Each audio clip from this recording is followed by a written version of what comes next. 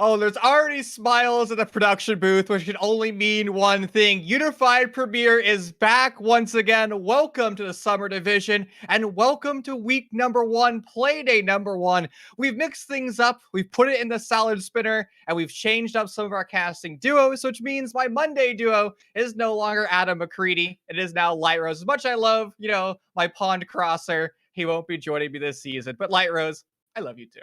Yeah. What's crazy is that Chief and I have actually casted with each other very recently, but every single time I was supposed to be either in McCready's position or casting with McCready, Chief would be there. So now I have become the Creedy replacement, so I think it's only fair. But starting off this match with UPL, yeah, we can say suck it to Adam. But we've got X13 versus Depp. Now, if you've been in the scene, you can recognize these names because they've been going back far and wide. Depp having a very, very different roster, but X13 always staying to their form. So, Chief, what can you kind of tell us about some of these teams that we are seeing in front of us? Well, you and I casted them back in the day. I mean, I guess have been casting together like on and off for a past year, and X13 and Depth were staple teams when we started casting. That's SEL Season 3, right? Both those rosters made a name for themselves. Now, things are going to be starting to change as the rosters are, well, kind of moving themselves around, if you will, because the OG X13, they don't really exist anymore. They used to be synthetic, but they've kind of moved on to different things. And Depth has been just kind of a whirlwind of teams. Big Guy is out, Cheeks is out, Glyph is now out. But let's actually pull up our rosters right now and talk a little bit more and actually show you the players, because honestly, X13 with Alset, J-Slime, Snows, Bry, and Crazed. Oh, I absolutely love that roster. And Depth, I love them even more. Rice, Gunner, Felt, Winter, Og, and Breeze, the homie Breeze, man. It's always good to see him in a lobby. Yeah, I personally like Gunner and Og. I've seen them kind of perform, and I am kind of expecting something to happen from them, but I don't really know much besides those two. I don't know much about the roster that you mentioned from X13, but I'm excited to see kind of how these members, who they represent, the orgs that they represent, it's kind of got a name going back into T3, how they can kind of make a name for themselves and for their team. And I think this is a good way to start it off because I can't tell who the clear favorite of this match is going to be. Honestly, Light Rose, this matchup today, week 1, match 1, day 1, could be a grand finals. I mean, these are probably some of the strongest teams in this division. This is known as the Raven Conference. And again, I'm really eager to see what these rosters are going to be capable of and, well, why we actually see what they're doing today. Let's bring up our map bands and look where this best of 1 is going. You look over on those map bands, we are only going to have one map, and it's my favorite map of all. It's Greyland. No, I'm just kidding. Greyland. It's the next coming to Rainbow Six Siege soon. It's July, the end of Pride Month. But anyway, or we got Oregon and Cafe. Those are off the board. So that's a T3 staple gone. And I think that means that we are going to get some great action coming on in. And it's very interesting that we get Oregon straight off the bat. That it's like we're not sticking to the same old X13 wants to jump in and go for that kind of craziness that we might see.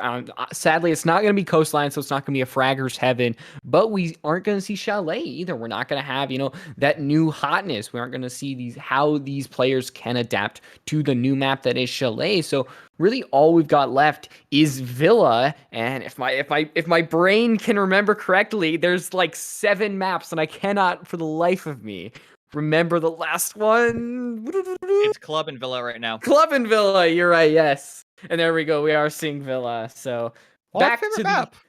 To the Italian side. They just won the Euros to the dismay of many English, but still we are heading angry English. We are heading on over to Italy. Well, again, why I love Villa is it's the ability for rosters to do just about every single thing underneath the sun. We've seen so many different attacking strategies, whether or not, it's a planes and games defense. Teams will, the default push in for master. Teams have decided we don't want to do that anymore, so we're going to do the linear push through study. And then you get the bananas takes where you have combinations of two where you're pushing in from underneath, you're soft destructing, maybe with a Buck, maybe with a Jackal, or even Zofia impact grenades. There are so many ways of addressing not only offsite pressure with the roamers, as well as the on-site pressure. And it just comes down to how creative the IGL is going to be for that day. And Light Rose, it actually seems like we're going to have some mid-roster changes, or at least some substitutes coming on forward. Sweater is going to be playing for Depth, and Dripbulin is going to be playing for X13.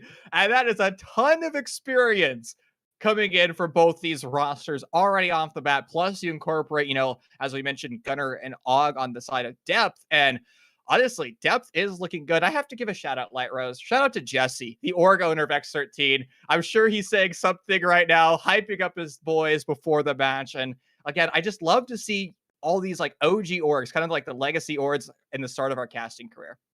Yeah, it's just great to see. It's like it feels so short, but then you just look at, oh my gosh, I haven't heard this name in forever, and finally we get to cast these teams again, and now we are all ready to get into the match. We're starting with this band phase, and I think this Villa is really going to be an explosive match. Most likely going to be the normal run of operators. And there's the first one. Thatcher removed off the board. Decisions are going to be made about who's going to be the secondary attacker ban. Most likely going to be a ranged hard breacher of some kind. Probably going to be a Selma charge or an Ace charge. Again, it's just going to be how much you want to remove that on-site pressure, and it's going to be the hotness. Makes sense. You have that access to perfect range hard breaching where you don't have to deal with, the sloping arcs of the Selmas. And especially if you put the Type 89 in the right hands, that thing can be a machine. Even though it has a low magazine size, it has the ability to get an angled grip, a 1.5 scope, and still the control, the rate of fire just can be absolutely nuts. So there is going to be an ace, but there's not going to be a Valkyrie, and I think that's very, very typical of Villa. The cams can be hidden in certain areas. Valkyrie is a great gun. I guess it has a great rate of fire. The damage might not be great, but in the right hands, and these hands, of course, the MPX is an absolute nightmare. And I have to say, I think the last one just might be Mira. And yep, there it is. No real surprises right here, Chief. I've really been enjoying Mira slipping her way through Villa matches recently. Just about every single Mira or every single Villa I've casted had Miras in it. It was kind of coming from last season with Synthetic, and it was Poison saying, "Hey, if we allow Mira into the mix, we can change up how attacking rosters think about this map." We're highlighting earlier about why teams elected to push in through the library side of the map. That was because of the presence of Mira. The only way to really deal with a Mira in play is to remove the floor underneath it. Because again, also, the primary bans is going to be a ranged hard breacher. So the attackers won't really have a lot of options to address Miras unless it's from a two-pronged assault. And well, the motif of surprise, it's going to be played into the games as the primary bomb site. Nothing too crazy there. And we're just going to have to see what these rosters are going to do, trying to mix things up.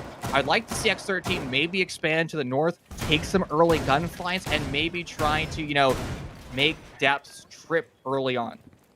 Yeah, I think getting the surprise factor is extremely important in the early phases because if you get an early round lead, that can extremely help you when it comes to later in the game, simply because one round can be the difference between victory, draw, and defeat. So if you can take every round you can, especially at the beginning, then you are setting yourself up for success later. Now, Kaid usually is the I guess typical ban when Mira is not out, so him being in play I think could be a little bit of a different type of scenario that these attackers will have to go through. You see, 2 frag grenades, Zofia impacts. That's really what dealing with that Kaid Electroclaw, they're going to have to use a lot of utility. You still see the Maestro, so there's a lot that Depth are going to have to go through to get through the bomb site, set up their attack so that they are looking nice and fresh when they put that diffuser down. But I think the first step is trying to make sure there aren't any roamers on the second floor. And you see Sweater already hopping in that bathroom, but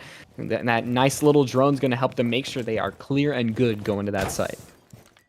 Temporary control the north side of the map. No Nitrocell now currently being showed by X13 from underneath.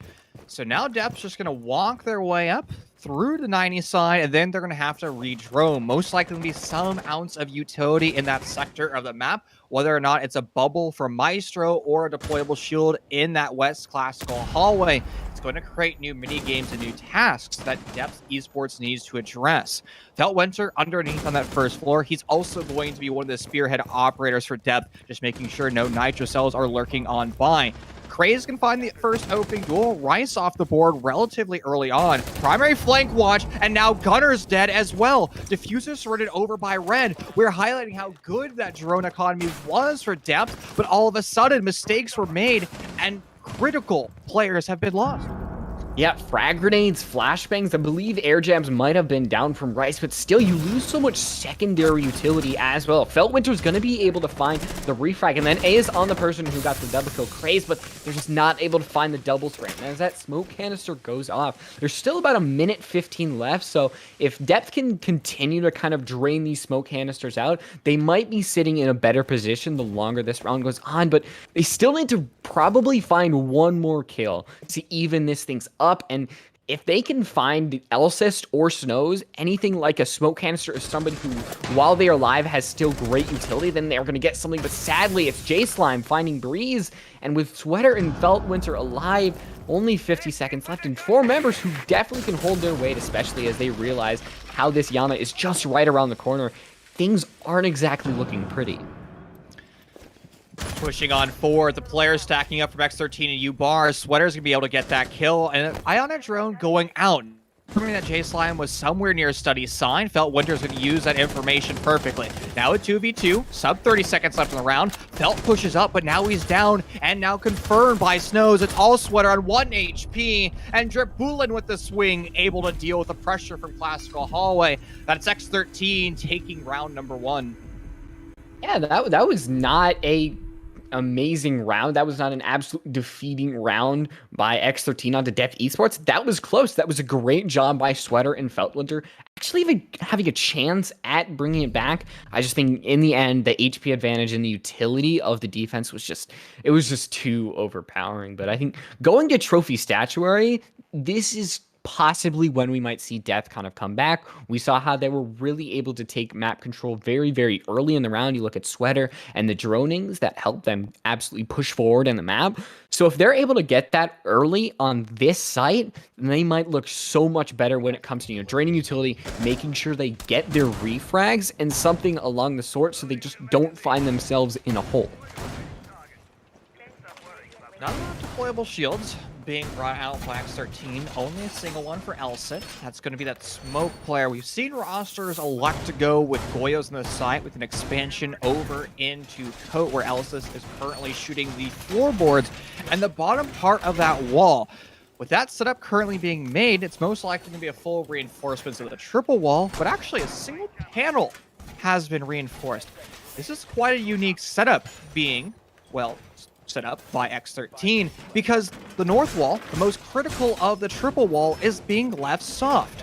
Why you always reinforce it is so the attackers don't have a long angle and to split. J Slime is now finally reinforcing it, so all good on that eastern front. All back to normal. Craze to somewhere over by the west. That's going to be the main door run out. He's either waiting for the default camera to be shot, or he might just get misdroned in this position. It's a very risky gunfight to take, and with Sweater's drone already by Art, he's most likely going to get droned. Actually may have just misdroned him. There he goes. He's now been confirmed. Sweater going for the swing, but the rotation up the main stairs. Sweater unable to find that pick early on. The 5-foot-tall gremlin that is Mozzie just creeping out of the arches, just like, I found you. You cannot hide from me, drone. And so I think the droning was a good job by Sweater, making sure that didn't get caught off guard, but Feltwinter wanting to get the early frag, but a great shot by Snows, as once again, X13 starts on the good end of this kill side, as Sweater wants to find a refrag, but still, it's very, very precarious position, as, oh no, Craze, they find themselves the victim of a one-tap there. As still, Sweater, it's a 4v4. Now that they've taken out Craze, that's a C4, a roamer, and a great gun off the board. That's a great start and a great comeback there by Sweater. Sweater showing the challenging experience immediately. I mean, I barely saw Craze. I maybe saw like 1 pixel of his ear, and Sweater, he needs that 1 pixel, and he doesn't need anything more. Great kill by him. Both rosters now neutralizing themselves or equalizing themselves in that man count department. A lot of emphasis now being made by Depth over on that triple wall, trying to remove the solo mute jammer there. As soon as it has been dealt with, you can then start to open up that wall wide. Again, the whole goal is to have access to the split, cutting the bomb site in half. Drones work their way, and now Breeze, who is a primary support, with full control of Astro, pressure from underneath from Sweater, dishing out a ton of damage, but J Slime still alive, and he takes the gunfight into Gunner. Ellis is going to tag onto the board as well. Rice able to get the refrag. Diffuser was surrendered in one of those gunfights, though. Depth not looking particularly strong, but they still have enough time to bring this back. Rice on a full sprint, now being dealt with, and Sweater over by the Astro stairs. 3 targets to find, but only 2 of them have been hit before, and both of them are on below 25 HP. There's one of them off the board, but still 30 seconds left on the clock. Feels like everywhere that these Depth Esports members look, there is just a member of X13 waiting right around the corner, whether it's a shotgun, the SMG-11, something. They are ready and waiting as J Slime is just prone on the floor, and they're going to be able to find Sweater with the headshot. And remember, they were on about 2 HP this entire time, and yet they were able to make such a huge impact on the round. That can show you the absolute prowess of these players. Is we're going to actually take a pause. We got a little technical break as you get to see our faces now as X13. They go up 2-0. I think there's a lot to look at in those past couple rounds, Chief. One thing for Depth is I never really saw them do a lot of droning. We saw initial droning, and that found the Mozzie lurking by the main door. But after that, did you see a single drone other than the drone that pushed Breeze out of the bathroom and it just stopped at the door frame? Because look at how many solo gunfights Depth took by themselves, no information. It started off with a casualty of Feltwinter, the Iana just pushing by the jukebox door frame, no information, sprinting into kitchen and being felled as a process. Then we see almost the exact same storyline happen to Gunner. They drone Breeze in through Master. and then Gunner's holding the split rotation, but there isn't enough coordination being made by depth. Maybe you have one repel on the Astro Stars window. Maybe you have one pushing at the stairwell as well as Breeze coming out from that bathroom. That way, Jay Slime is in a 4-way cutoff, while Jay Slime, while he has lovely locks, by the way, lovely long hair, also lovely player, he won't be able to survive. Why? Because there's 4 players of depth, one of them being Sweater, actively hunting. Again, individual gunplay took place far too often for depth in that round. And again, I think it's just stemming from the fact that they have substitutes in the lobby. Yeah, and I was looking at when Sweater was underneath Astronomy, that I figured that Astronomy was going to be Depth Esports. That was Sweater pushing the Mute or the Smoke, I don't exactly remember which, but pushing them out of Astronomy. You then had Breeze in Bathroom. If you could have had that coordinated with a drone, possibly pushing out that Smoke and Mute, making sure that it was clear, then Depth takes control of Astronomy. That really puts J-Slime in a not great position because they're on such low health. They have to back off, play a little bit more conservatively. And all of a sudden, the round's momentum in the feel of it has just entirely changed, and Depth just, they weren't as aggressive as they should have been in that position. But look what's on the board. I mean, yeah, we're in that kitchen side, but you usually don't see a Kapkan. Why is he here? Why are you here, Kapkan? Go away. I ask myself that question every time I'm here. What am I doing here? How did I get here? I'm a boomer after all, and sometimes you just get a little dazed and confused. But, you know, if you want a Nitrocell Light Rose and you don't know who to go, Kapkan's always a good option because he does dish out free damage. Sure, a competent roster can just drone a Kapkan and say, oh, there's a charge in this door, freelo, and you shoot it away, but a lot of rosters aren't used to checking door frames for Kapkans. Most droners are going to be looking for, primary threats, and that is going to be somebody who's gone up. Crazed is currently gone up over on Toilet's side. He gets dated away. He leaves his position, but he won't be leaving alive. Pushing out in a dead body bag now. Unique positioning once again by Craze, but I have to condemn that spawn. I mean, way too aggressive. There's no hopes of leaving that spot. You have maybe a 1% chance of winning a gunfight. An incredible shot once again by Sweater, and Elson is now off the board. Yeah, it was great coordination taking out Craze. I believe the drones were there as well. Just the absolute crossfires that you mentioned in that little technical pause with absolutely flushing them out and just winning that gunfight against Elsis. That is just the, the ability that Sweater has in taking that out. It's just sometimes it's a 50-50, and when those out is Feltwinter's going to take a little bit of shin damage, but eventually they're going to fall to J-Slime, who is still up on that second floor, still under 25 HP, and still making monumental progress in this round for X13. Depth still has an advantage when it comes to manpower, but they seem a little stalled, but I think that might really put them out of the rut. Taking out J-Slime, that's going to be the roamer of the second floor. There is still Snows up there, but still they have a lot less threatening presence than J-Slime. And Depth, they can afford to lose 1 or 2 people for the refrag here because they are up 4-2. Vertical angle might give Snows a kill. Nitrocell sent, but it just goes wayward and wide. With Gunner flanking up through 90 it's going to put Dripbulin against 4. Pre-fire for him, very successful onto Rise.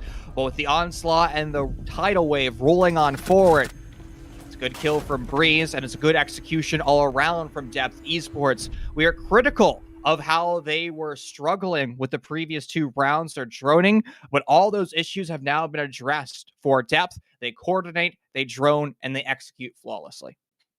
Yeah, it felt like X13 were just kind of taking raw gunfights that, it's just that 1v1, the 50-50 with, we saw it, Sweater taking that second or that first floor fight, Feltwinter up against what I believe was J-Slime up in Trophy. So just these kind of one-on-one gunfights that Depth was able to win that round. You saw they were doing a great job at flushing out Craze, and that just kind of once again gave you that momentum. That's something that getting the opening kill, it helps your momentum, it boosts your confidence going forward, and that is really, really just a big thing.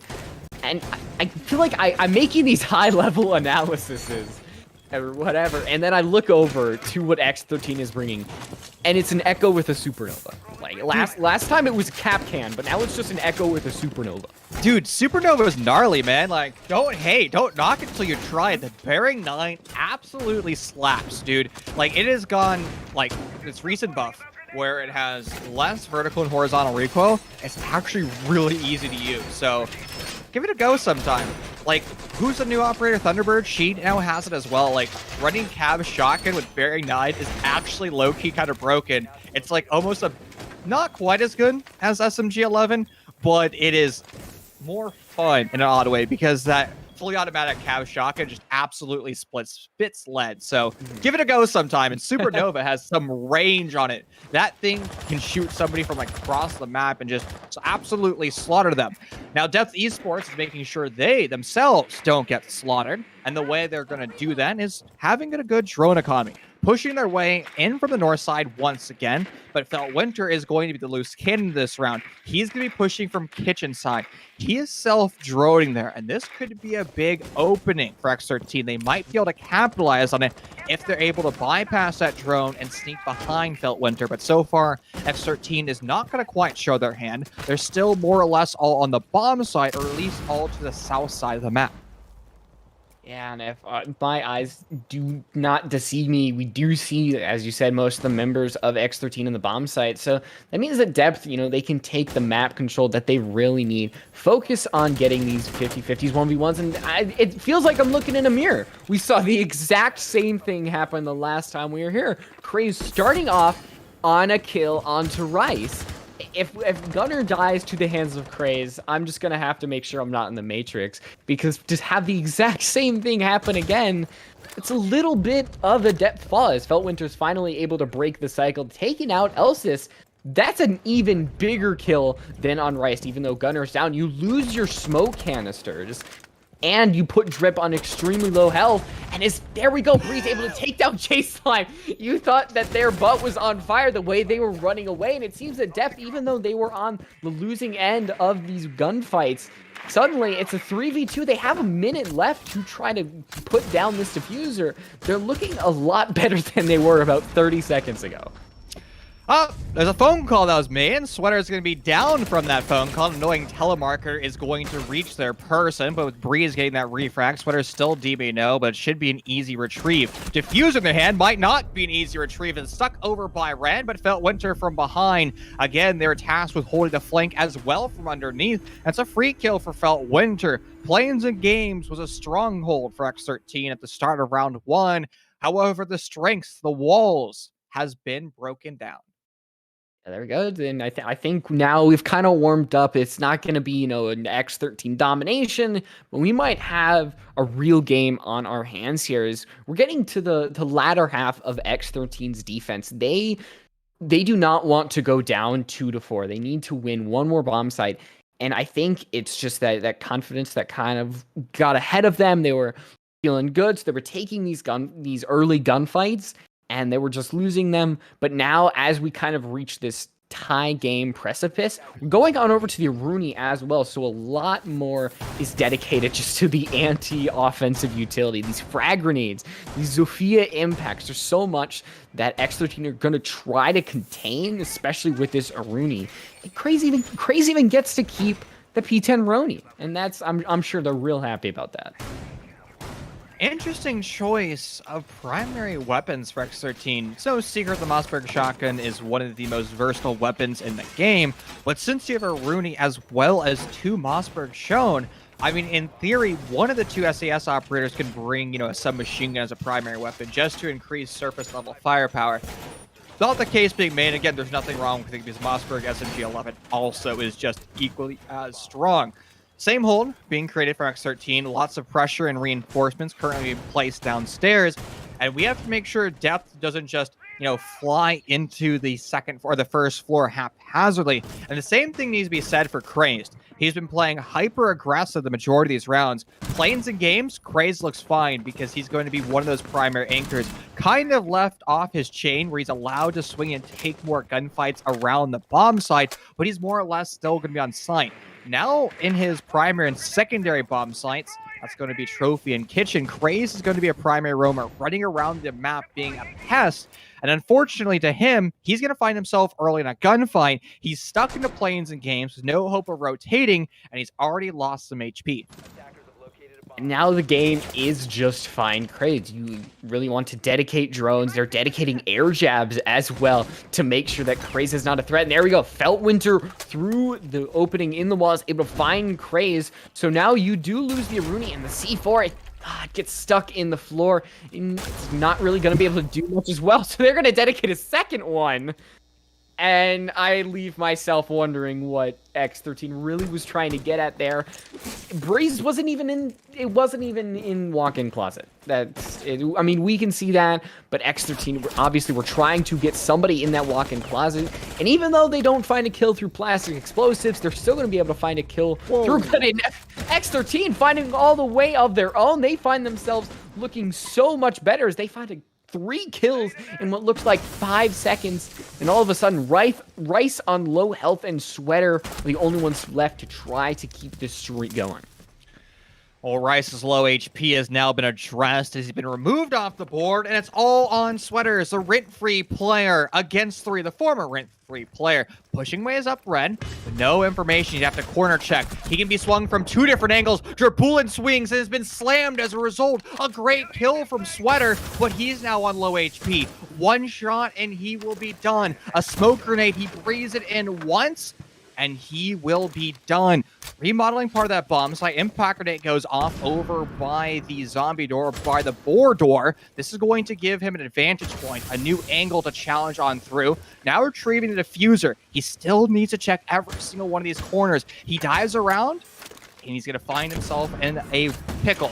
There's a deployable shield, attempts to go for the burn, but he also has a Melusi Wub Wub on the other side of the wall. And Elson playing a great position, using the holes in the wall by Solo to get the kill. It feels like Sweater did so much, and in the end, they just got kicked and fell down due to how low their HP was. If they really could have taken those gunfights to the extreme, they could have had, I'm guessing, a real chance at that. But we're going back to us again, which I know you guys just can't get enough of us. I realize that, but we do have a game to play. But I guess we can talk about the game somewhat. Chief, I mean, we're seeing a lot of back and forth between this one. X13 finally stopped that 2-round momentum that Depth had. Was there anything different that you think they did, or was it just kind of like sticking to their usual?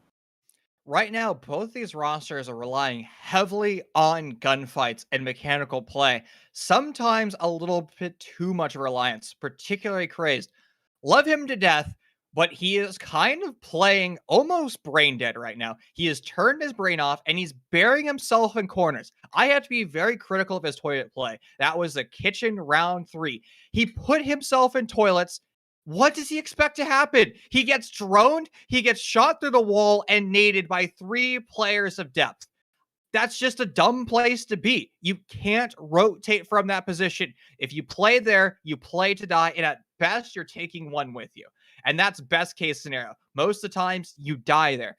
And even his planes and games extensions, when he's going all the way out by himself, just stuck in the couches of games, he has no way of rotating. He dies as a result. So what I need X13 to do is create rotations so Crazed can survive. Maybe put reinforcements so he can't get wallbanged. Maybe put mute jammers, Mozzie Pass, so he'll have a little bit more freedom, because as soon as Breeze and Depth catch wind of him, they can immediately just capitalize. Again, when we see Crazed on his planes and games hold, when he's anchoring in the bomb site, Crazed is absolutely popping off.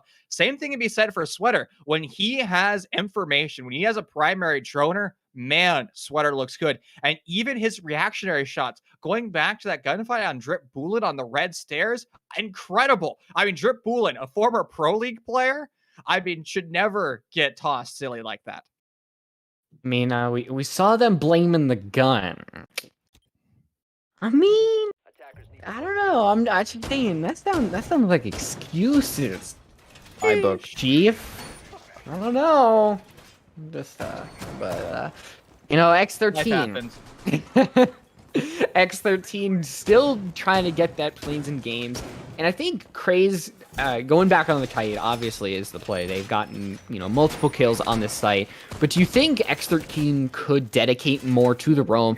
Possibly put J-Slime, Drip Balloon, somebody over there, just to kind of allow for either like a refrag or something that would actually let this roam try to have some impact so that, the roamers just don't die a minute off, get no kills, and only just waste 1 or 2 utility from the attack. Yeah, that's definitely a strategy you can employ right now. Maybe you put somebody on the Stars Stairs and somebody, by Concrete Door, snipe away a drone, 20% of the drone economy instantly off the board. This is another option. You can continue to use the Echo drones, and you can put them not as plant denial, but as information gatherers, almost as like a pseudo Valkyrie or a discount Valkyrie, because you just put them on the ceiling, you put them in an atypical spot, and all of a sudden, Depth Esports, they're incredibly talented, but have you ever looked at the northeast corner of Stat and said, hey, there could be an Echo drone in this position? I will say, as soon as Depth Esports VOD reviews this map, after this match, I'm sure they absolutely will. Good night, J-Slime, as he prones his way in the master stairs, the main stairs, but unfortunately, Feltwinter's better. Starting that one off, you just don't want to counter Sweater and Feltwinter. They have really not been missing all game. They've been consistent.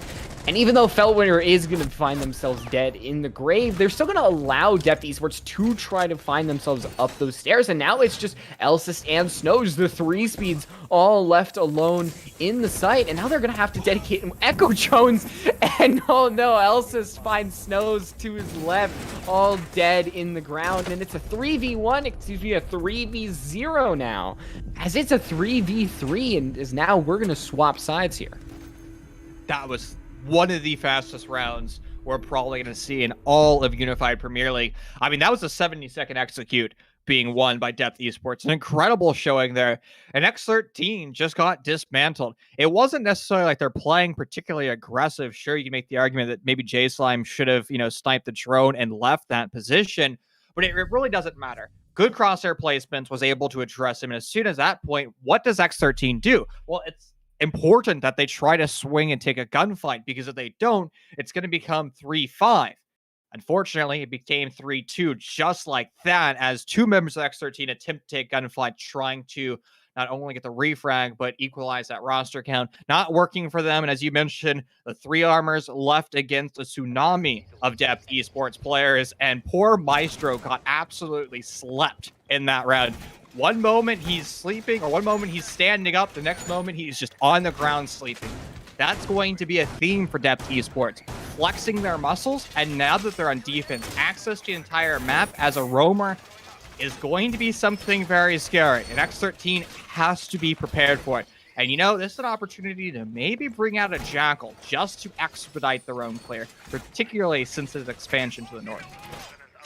Yeah, you just see the triple reinforcement. You see both Feltwinter and Gunnar dedicating themselves to that kind of extended roam, and Sweater on the first floor as well, as Depth really want to extend everything across the map. They want to make sure that X13 has to struggle for that map control. And that is something that X13 didn't do on their defensive side. They really hunkered down in the site, put Craze out of the site, and just said, all right, have fun, go win the round for us. We'll do our best in sight. But now Depth Esports really doing the opposite. We see they're putting drones in base and making sure that they can catch them on the rotate, something of the likes. And right now, as we're seeing Craze trying to enter in here, I can just expect that Depth Esports, they're gonna catch somebody on X13 off guard, even though the drones are there. Feltwinter, like I said, we're already seeing Drift go down in the ground. And that's a lot of impact in a great player who's not going to have any impact on this round. Light Rose, you said they're going to catch X13 off guard. X13 had full information on that Memo player, and they still left that wide. How would you make that mistake? It's a 1v1 gunfight. It's most likely going to be a 50-50 gunfight, but maybe X13 just slows the roll just a little bit, push somebody over by Big Ben, and that way you have a multi-angle crossfire, so the roamer of Depth is going to die no matter what. Unfortunately, mistakes were made. Sweater now relocates over to the red stairs, and an incredibly long angle being held. That's the Big Ben angle that we were just mentioning, and X13 needs to drone it. However, Light Rose, I just don't see that happening. It seems like X13 is starting to stall out, kind of stuck with this extended roam over to the north side of the map. They're pushing into this trophy, but that's not the bomb site. You look at J Slime, and it feels like J Slime has been looking at that one single part of the wall for about 30 seconds to a minute. And you now know why. It's because Depth Esports are running around all over the place. Gunnar now finding a kill onto Craze offsite. It feels like X13, we're back to that first round where everywhere you look, it's just an opposing member of the enemy team as Gunnar finds their second, as does Feltwinter. And this is such a strong start to this defensive side. It's just Snows left all alive to a literally flawless team. No damage done to any of the members. And you honestly cannot get a better defending round than that. Sadly, mistakes were made by X13 on their first attacking split of the half, and it just came down to lack of coordination and lack of true leadership in that round. Bulin makes a gunfight based off real-time information. As soon as he lost that, X13 needs to go into damage control mode as soon as possible.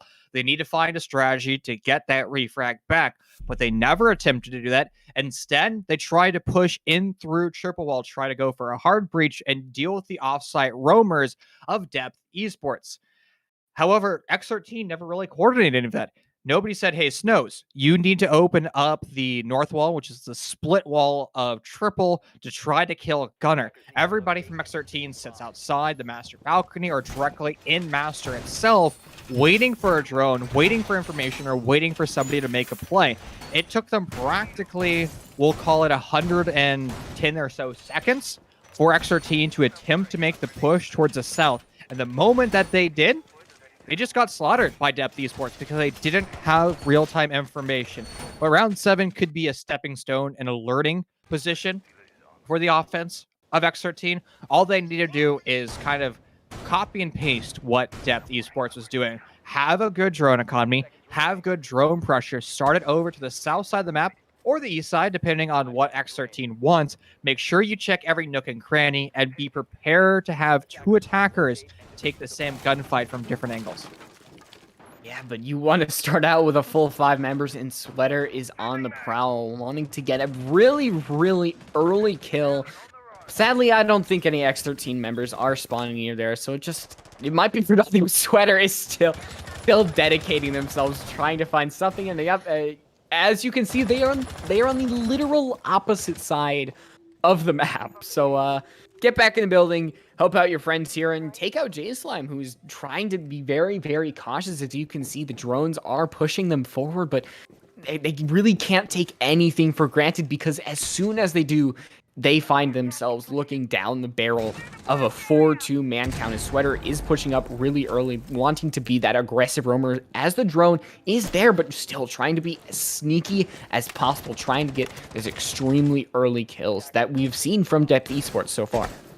I love that true discipline there from Sweater. Unfortunately, it doesn't quite pay off, but the opportunity was there.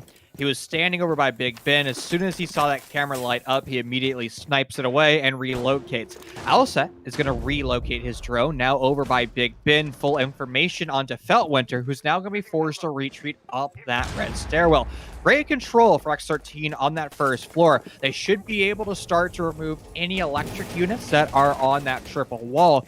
Now, there could be a caveat to this. Breeze may have placed those K-Claws elevated on the rafter portions of triple wall. If that's the case, the only way of really removing it is with a frag grenade. However, with a black charness on that wall, as well as no electric units to be seen, that means it already has been addressed by one set of frag grenades, or at least an explosive device of X13, and now they can apply more pressure to the buffer rooms with Breeze over in Astronomy. Now we've reached that 60-second mark, and you can see the guns are starting to fly as one go down each side, and still another one for Breeze finds itself his way, as it's just Drip, Elsis, and J Slime trying to find their way, but still, you even it up over and over again, as right now that Ash grenade charge should really push away that Kai, making sure that Astronomy is X13 as Breeze is forcing themselves all the way back, but they're able to find one in their hubris as they're forced to back up. It seems that right now it's X13 who have to back up themselves as the C4 is going to do a little bit of pressure, but just not enough for Jay Slime to really back off, as right now it's just Rice against the world. 20 seconds left. Diffuser not in either of the players' hands, but it's the two fraggers alive, and they have a chance, but one down. It's Jay Slime injured but not out. A human drone still available as Drip. The information is given out, and they're going to be able to find the head of Rice as X13 finishes the round off, and Drip keeping the team's hopes alive. An incredible round by both rosters. Depth Esports was kept in that round based on the positioning of Breeze in Astronomy. I mean, Breeze had a deployable shield. He had multiple ADSs. And when I saw X13 just starting to haphazardly chuck frag grenades towards that player, towards Breeze, I was concerned that X13 was about to waste all of their incredibly important fragmentation utility and allow Breeze to live. Now, that did happen for X13, but they had Drip Bulin available. He had the concussion grenades as well as the impact grenades. So Zofia stuns the ADSs, realizing that the ADSs have been disabled temporarily. The impact grenade goes out, and Breeze is still able to find miraculous 2 kills, eventually being addressed.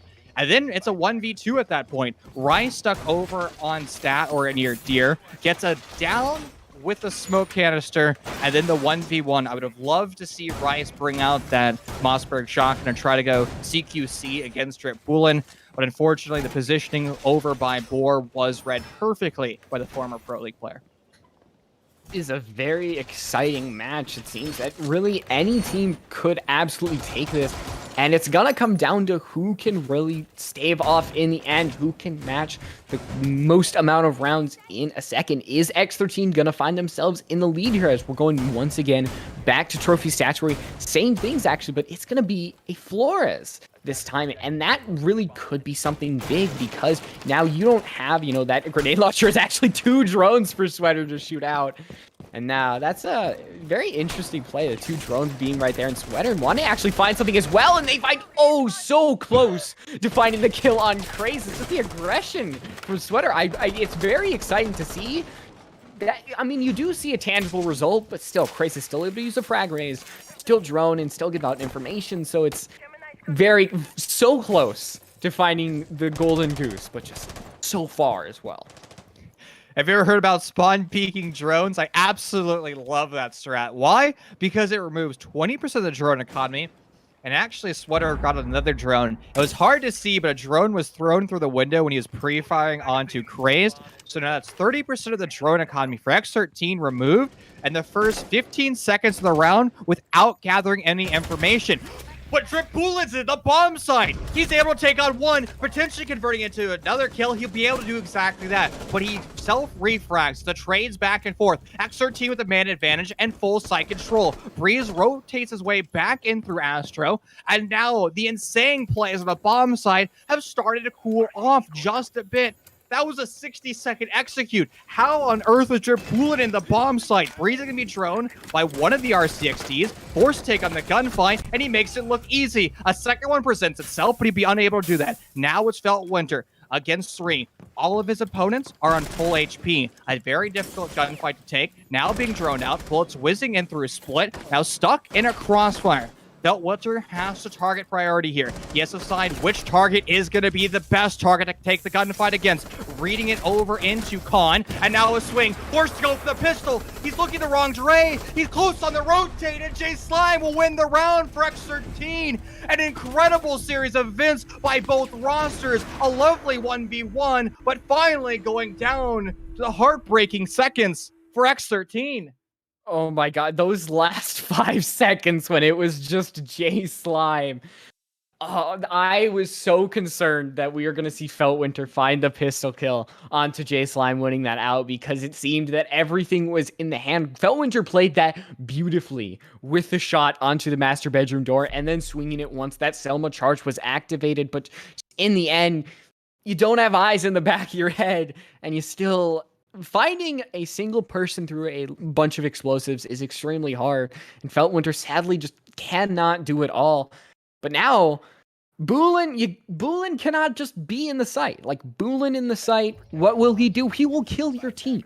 That is what Drip Boolen will do, as you can see that they really started that round off, and they were a big reason why X13 won that, why it gave themselves such a huge advantage, and now they're one round away from getting to that match point and putting a really, not a huge lead, but a deficit, a massive deficit, that mental block that Depth really needs to overcome with the 6-4 if X13 win this round. I still can't get over the fact that Drip Boolen got into the bomb site. Felt Winter took the gunfight against Drip Boolen coming up the red stairs. It wasn't like Depth didn't know he was there, because Felt Winter at least saw it. I don't know if he communicated it. That might be a moot point, but they at least knew something like that was happening. An incredible round. And again, honestly, that's exactly the rounds I live for, where it just goes down to utter chaos. You have no idea who is going to win. Unfortunately, Chaos is going to slap Jay Slime in the face, as he's going to be off the board relatively quickly. The primary Ashe players now starting to find new operators to play. Maybe because the R4C is a little bit more doo-doo nowadays, and, you know, or maybe you just want more explosive devices, because 4 RCXD, 4 exploding drones is incredibly powerful. I love how the technical term, it's like Rotero, and people just use RCXD or exploding drone to explain it. It's why give technicalities when drone go boom? It's in the simplest terms. That is what it essentially does. And as you can see, Elcest putting body go flume. I don't know the sound effect for that, but right now, Breeze, you can hear the sound of the bodies hitting the floor as both Breeze and Elcest are going to be killed. As Deft Esports, they still have an advantage as stairs have been given up. As right now, it's just Craze and Study. They have holes to go through, Surya gates to destroy, and as the diffuser goes down and Drip Boolen, the main fragger, as last round as we can see, and suddenly it's a 2v2, a 2v1 now. And you mentioned the gunfights, that these rounds are just really won on gunfights. That is absolutely happening here, as it seems that everything was in the corner for them, for Deft Esports, and it just, we saw it crumble like sand in between our fingers right then and there. You look away for half a second, Light Rose, and the entire lobby was dead. How on earth did that happen? How did X13 win that round? What a great round by them. As soon as I saw Jay Slime off the board, I was like, all right, well, Depth Esports has won this round. They get another kill. I'm like, all right, well, Depth Esports has definitely won this round. And then X13 says, hold my beer. They push on forward and they win incredible gunfights. I mean, look at the reaction time of Crazed. He pushes into Classical Hallway, and he sees a deployable shield in front of him, and he has just the reaction time of a god to look at the elevated desk, as I call it. I know it's not a desk, it's probably like a chest of drawers turned on its side over by 90, the elevated vault position, and he flicks and takes a gunfight. I mean, most of the time, you don't look at above head level. You're not used to aiming at head level. You know, I've been casting a lot of Valorant. It's why a lot of players hate Icebox, because you're so used to aiming head level. When you're now forced to landing, you know, like double head level, what do? It breaks your muscle memory, and good shots by Craze to break that muscle memory in round 10. And now X13, match point. And Depth, why they look incredible. They look so good in the first 90 seconds of just about every single round that they've been here, all 11 rounds. They're just making kind of silly mistakes, overextending, taking too aggressive gunfights. Now, as we kind of reach the precipice, as X13 is knocking on the door of victory, and Sweater is still trying to get an extremely early kill, as they're going to peek very wide. And that, yeah, Drip's typing in the chat. Drip's typing in the chat. There we go. And that might be the nail in the coffin, because without Sweater now, Drip is still alive. Drip is still confident and cocky as all hell. And now they have the mental fortitude to win, but Feldwinter finding 2. I find myself looking at the back, no. And Feldwinter finds 3. What? Yo, you gotta get a little stronger, Mozzie, as the C4 they find themselves finding the kill with the pistol. But oh, these rounds, They switch so often, and Felwinter finds the 4th on the and they want the ace. Oh, they want the ace very badly. They find the ace, and it's Felwinter finding themselves back in the corner. They get it. Oh my gosh, Felwinter. I think we just got broken as a caster. I did for sure. I've never had my spirit as a caster just ripped away from my body, thrown into a blender, and said, "Here you go, Chief. It's now back into your body upside down." What are you doing, Felwinter? What a lovely play. And also, what an absolute terrible play from X13. I'm sorry to put it so bluntly. Where were the drones? Why aren't you pushing together? Why aren't you coordinating? I know Sweater, a former challenging player for Rent Free, is having fun on the other team. You know, we made fun of him for swinging in through art. At the end of the day, Light Rose, he's here just to meme and enjoy himself playing some competitive Siege. I really can't fault him for making that art run out because, you know, if I was a high-level player, I would probably do the same thing, just try to flex my muscles and, you know, hit a gnarly clip. It doesn't work for him. But now X13, they have the man advantage, and they just throw it away. Stupidly. They need to drone. Why don't you play together? Why don't you push together? Again, sometimes when we see players go against a roster that is having fun, they forget about the fundamental basics because they themselves kind of want to participate in the shenanigans. Yeah. I think that's a really good way to describe it. Shenanigans. Because I find myself constantly changing sides. I'm talking about how X13, they're down 2-4, and then as I am saying that, suddenly the man count is even up. Oh, I'm talking about how that kill from Sweater dying might mean that Death Esports don't have a chance at winning, rather than Felwinter finds an ace, and it's Sweater again.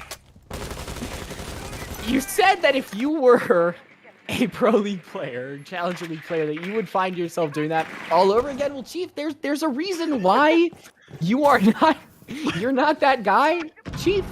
And I think we know why. Is because you don't have a good chance at winning those. You're gonna find yourself winning those 9 out of 100 times because you are instantly captivated. You are instantly notified of when you are outside. And now Sweater on match point. X13 is on match point. Death Esports just need one more round to put this so we can continue on. But still, it hurts to see Sweater constantly do that when we know just how strong of a player they are. I mean, to be fair, Sweater is an absolute goat, and he's just trying to have some fun. And there's a reason why I'm not a Challenger League player or even like a high-level T3 player. Like, I'm in like a T7 player, and I get accused of costing elo all the time because I can't help myself but like spawn peek every single round when I play ranked because I just get bored sitting on the bomb side. So back in the day when you had like 3-second runouts, dude, I was just outside of their spawn off the rip. Unfortunately, not the case. I can promise you, Sweater, if there were still 3-second runouts, he would be in La La Land trying to just slam somebody from X13 before they even realize what's transpiring. Now, Felwinter can play on one of those exact angles. So why is he there? What is he doing in this elevated position? Looking towards the main stairs, trying to cover Breeze as long as possible. Breeze going to apply some self-coverage. A Nitro goes out, but it doesn't stop Drip from swinging up. He finds one great refract all around, but X13 is going to maintain their advantage by just +1. A rotation is going to be opened up into this solo reinforced wall of Classical Hallway, but Felwinter able to abuse that angle against X13. Now tying up both rosters as we enter into 45 seconds left in this round. Oh, wow. Yeah, literally. We're talking about how we might be locked in for a real, like, war 1-to-1, a mental battle, and then all of a sudden X13 just win it all over. And now we see right in front of us, we see X13 winning it out, and that was a great game. I don't know if it like great in terms of Rainbow Six, but it was a fun game to watch. I will tell you that. I loved everything we saw. I mean, the pacing of those rounds was impossible to guess. I mean, look at that transition there. I didn't expect X13 to say, I'm just going to walk into the bomb site. I expected them to drone. I expected them to slow themselves down. but they just continue to swallow the G Fuel straight and just push their way on forward. Honestly, Light Rose, if we see more matches like this, again, this is only week 1 of 7. I'm just this is the first match as well. Yeah. Week 1, day 1, match 1. Incredible showing by both teams. Sure, Depth is going to walk home with a 0 in their win column, but there will be plenty more victories to this roster. Both teams are playing with substitutes, so I think that's one of the reasons why this map turned into, discord, all around, because again, you're not going to have your big grandiose strats because a substitute who isn't, an official roster member won't have time to digest this, strats in time. So they're just going to be forced to just YOLO into the bomb site like Drip Bulin does on Stat. I'm just so excited to continue on to this, but X13 winning out 7-5 versus Depth on a very close and what I can only say is a chaotic match, but that is not the only one that we have today. We have a second match actually coming up, and it is going to be right after this one. We're going to take a little bit of break, make sure we can get everyone on in here, but it is still going to be you and me, Chief. We're still going to have a great old time casting UPL, so we'll see you guys a little bit right after the break.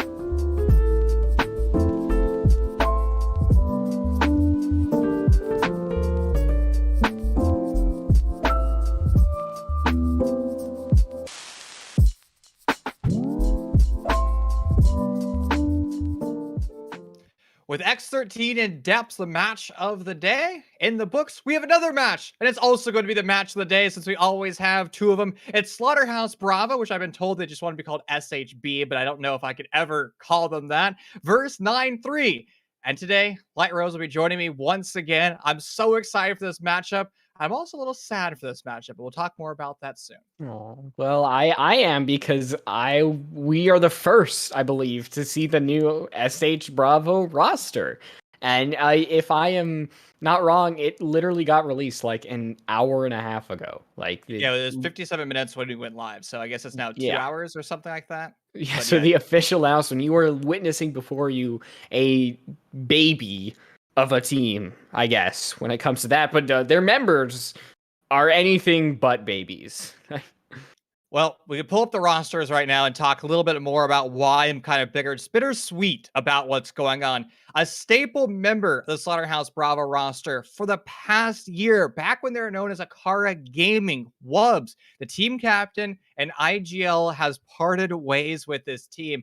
And I don't know if I can cast this game without saying Wubs or making fun of him as Miku in the lobby or calling him a boomer. Like, I don't know if my heart can handle like not teasing him. You have to move on. I have to move on from Wubs, and I will move on as it's Braxton filling his shoes. Slothy, Bino, Riot, and Call will be the Slaughterhouse Bravo roster. On the side of 9-3, it's Alpaca, Exo, Zenki, Crooked, and Steve rounding out the 9-3 roster.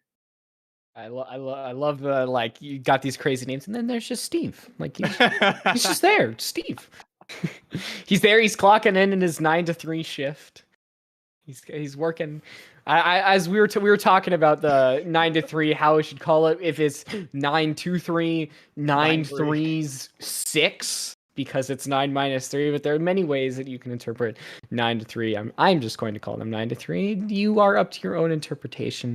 Because I don't believe we have enough 9-3s, but I'm really excited to see the new SH Bravo roster because I know we were talking about Braxton. Obviously, Braxton is known by a lot of people in the Siege community, and for good reason. So they really should put up a showing, should be a good IGL, but it is also a newer team. So to kind of expect perfection is, it's not a great look because, you're still working together. No matter how good players you are, a team still has to mesh. A team still has to, have a good communication, be able to work around each other. And some of that stuff really only comes with time. But the question is 9-3 really going to be able to exploit the fact that they are a new team? I think that Slaughterhouse Bravos teamed with each other all before, other than Slothy. So Braxton, Riot, and Call were together at certain stints of like his empire.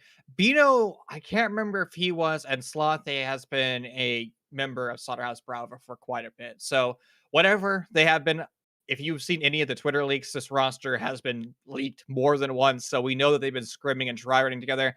At 9-3, they were the dark horse roster for me in qualifiers. I was very impressed having seen Alpaca play multiple times. I mean, he's just a standout player. He's going to be like the X13 J Slime, where he's going to be able to take map control and take these incredible gunfights. Same thing when we saw like Drip Bulin on the Zoe. Expect exactly that with Alpaca. I mean, believe we're just waiting for a little bit more for the people to get in, but yeah, we're waiting for the map bans. I guess that it feels like we're just talking about this game like we already know everything. No, we gotta talk about the map bans because we gotta know where we're heading. And I don't know if it's gonna be Italian Riviera, Riverside, whatever you call it, but I wonder where we're going. Well, not Consulate, that's for sure, as it's the first map ban. Sad to see my favorite map now removed. Technically, my second favorite map is Villa's Mine. Honestly, it'd be nice to see Chalet. Okay.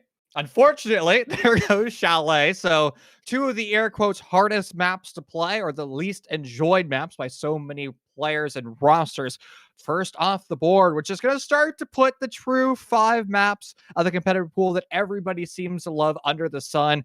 Another map that I also dearly hate, Coastline, off the board. I mean, Coastline, we haven't seen Coastline in forever. I hope we don't.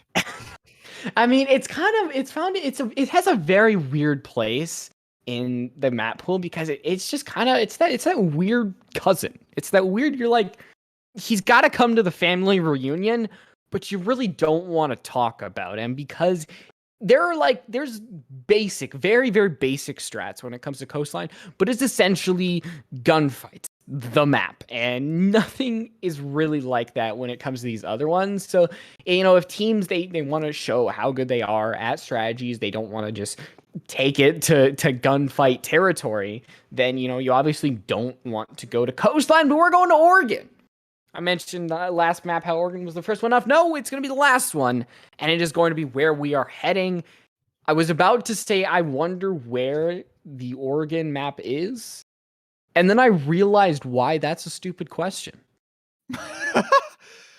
Borgen, I have a question to ask you. You actually talk during family reunions? I usually just hide in the corner with like a beer and make sure I don't associate with anybody. That's usually how I kind of go through the family reunion. Which of the maps are you, Chief? Oh, I'm definitely Borgen because that's how I am in a family reunion. Absolutely boring.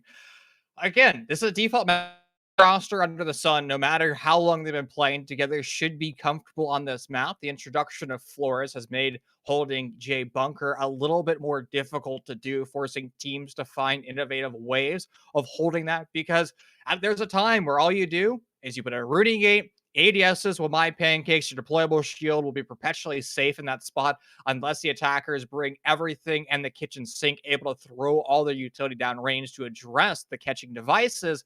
But that's no longer the case with Flores. One of the reasons why the newest addition to competitive Siege has been a default ban on Oregon. Rosters aren't quite ready to change up their macro strategies to address the new operator. And I think, with Flores being the ban, it leaves open another operator for play, possibly that Nomad, these other operators that would typically get banned on Oregon. We're going to see already, it is probably going to be Thatcher. And there it is. He's, constantly gets banned.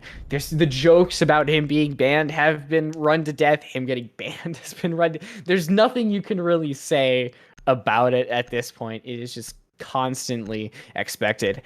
And then the second operator ban is actually going to be Jackal. So there is going to be a Flores in place. We are going to see how he is going to kind of work with Oregon if he gets played at all. I'm never a fan of Jackal. Maverick slips his way on through as well, which means there's really no point in banning Cade. Sure, it'll expedite some of your executes, whether or not it's a top patch or the North Attic wall. With, Maverick in play, he'll be able to slice through any electric unit, so you don't need to waste your ban on that. Now, if you are Slaughterhouse Bravo, deliberating here, most likely going to be a final information operator. Whether or not it's a Valkyrie or Maestro just comes down to personal preference and what mini games the attackers don't want to have on the table. There's Valkyrie with her infinite cameras that you can throw throughout this map, particularly that outside bus cam can be quite oppressive. being a streamline of information. If the attackers walk their way up, vault through that white van up to the balcony, I mean, that Valkyrie camera will be able to spot everything. Now, that won't be the case, as not only she's banned, but we see the defense of Slaughterhouse Bravo electing to bring out the basement bomb site first. Yeah, starting on the basement, then you can get this advantage and then go to that kid's dorm site. So usually defenders, they do like to start on the second floor because it is statistically, I think it's better for the defenders. You're able to play around it more. There's less vertical play.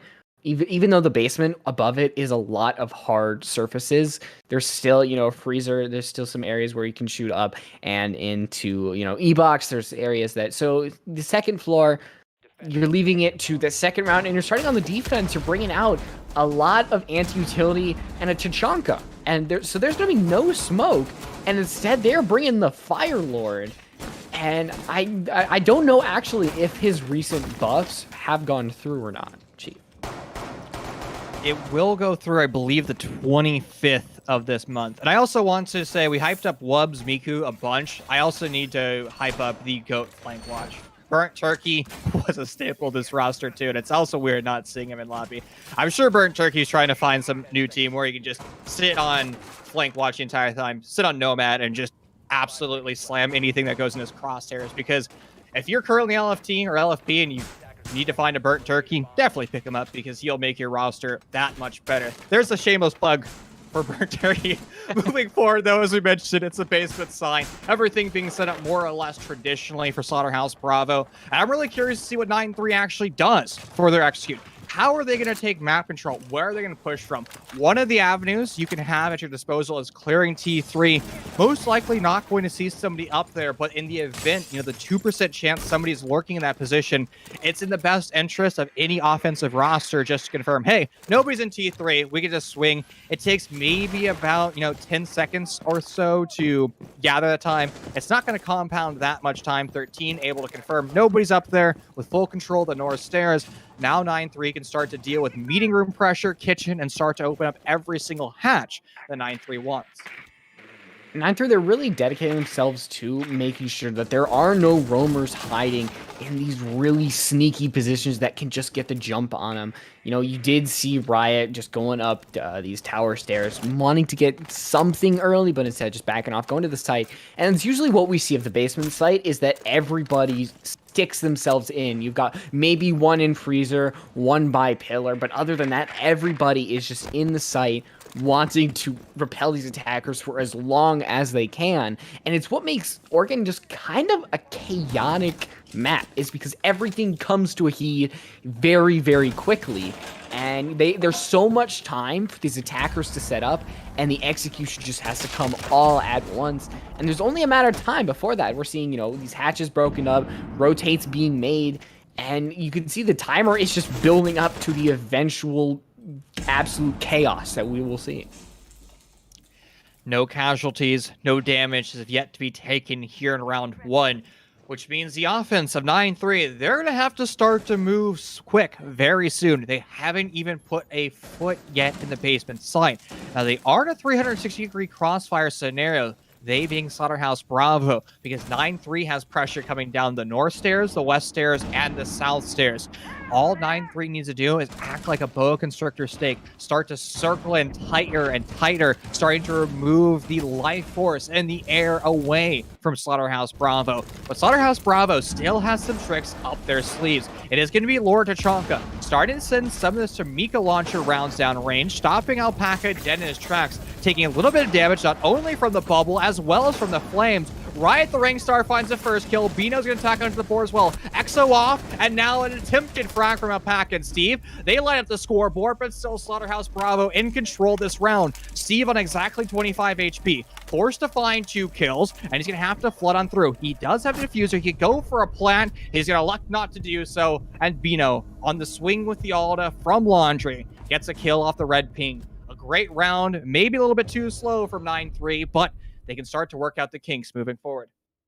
And they were just not able to find their way into the impenetrable fortress that was basement that SH Bravo was just setting up. They were lining themselves up for these kills, And the kills are really what SH Bravo knows how to do. They're setting themselves up so that it's a really hard maze that 9-3 has to go through. But then at the end of the maze, there's just a loaded gun. That's your prize. That's essentially what 9-3, that's the game that 9-3 is playing. And I'm expecting no different when it's coming to the second floor, because you've got a bandit, a mute, and they're actually bringing a smoke this time instead of the Tachanka. So, you know, Braxton having those deployable shields as well, they're just making this maze twistier and twistier. And as you can see, 3 C4s on the board, more explosive. Maybe a run out, possibly coming out from one of those south windows. Again, one of the ways to play this map is you can just make it kind of like our first map of Village, just evolve into absolute chaos and just take as many gunfights as possible. I'm actually surprised we're not going to see a lot of electric units being brought out. We did mention Mav is available to 9-3. They're not going to be bringing it whatsoever. So actually, Slaughterhouse Bravo could start to use Cade. Not to avoid a wall being opened up necessarily, but to just elevate the Cade Claw, make it more difficult for the offense to remove utility from the wall, because most attackers are going to sit outside the west classroom window, they prone on their belly, and they send some explosive device into classroom, destroying the utility on the wall. If you elevate the Cade charge, that means the attackers are going to still do that, but they have to actually enter into classroom and deal with the angle from underneath. And if you're cutting enough, you might be able just to swing in through Zulu, taking the gunfight on the 13, who's playing that Sophia, dish out some damage, or outright kill him. Slothy's in a position to do that, but Slaughterhouse Bravo just being a little bit more patient now. I think the goal of that, the mute jammer on there isn't really just to, try to stop them from going in the wall, because you eventually know that they're going to get through the wall. That's not really the challenge of the site.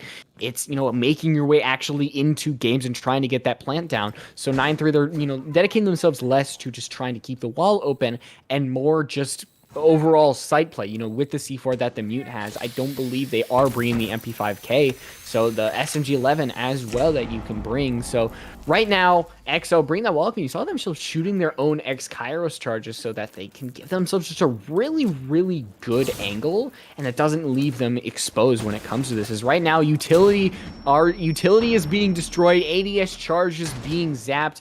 And right now, with about a minute 30, we might see everything just come all together. It's Riot who's going to swing, and they're going to miss that opening frag.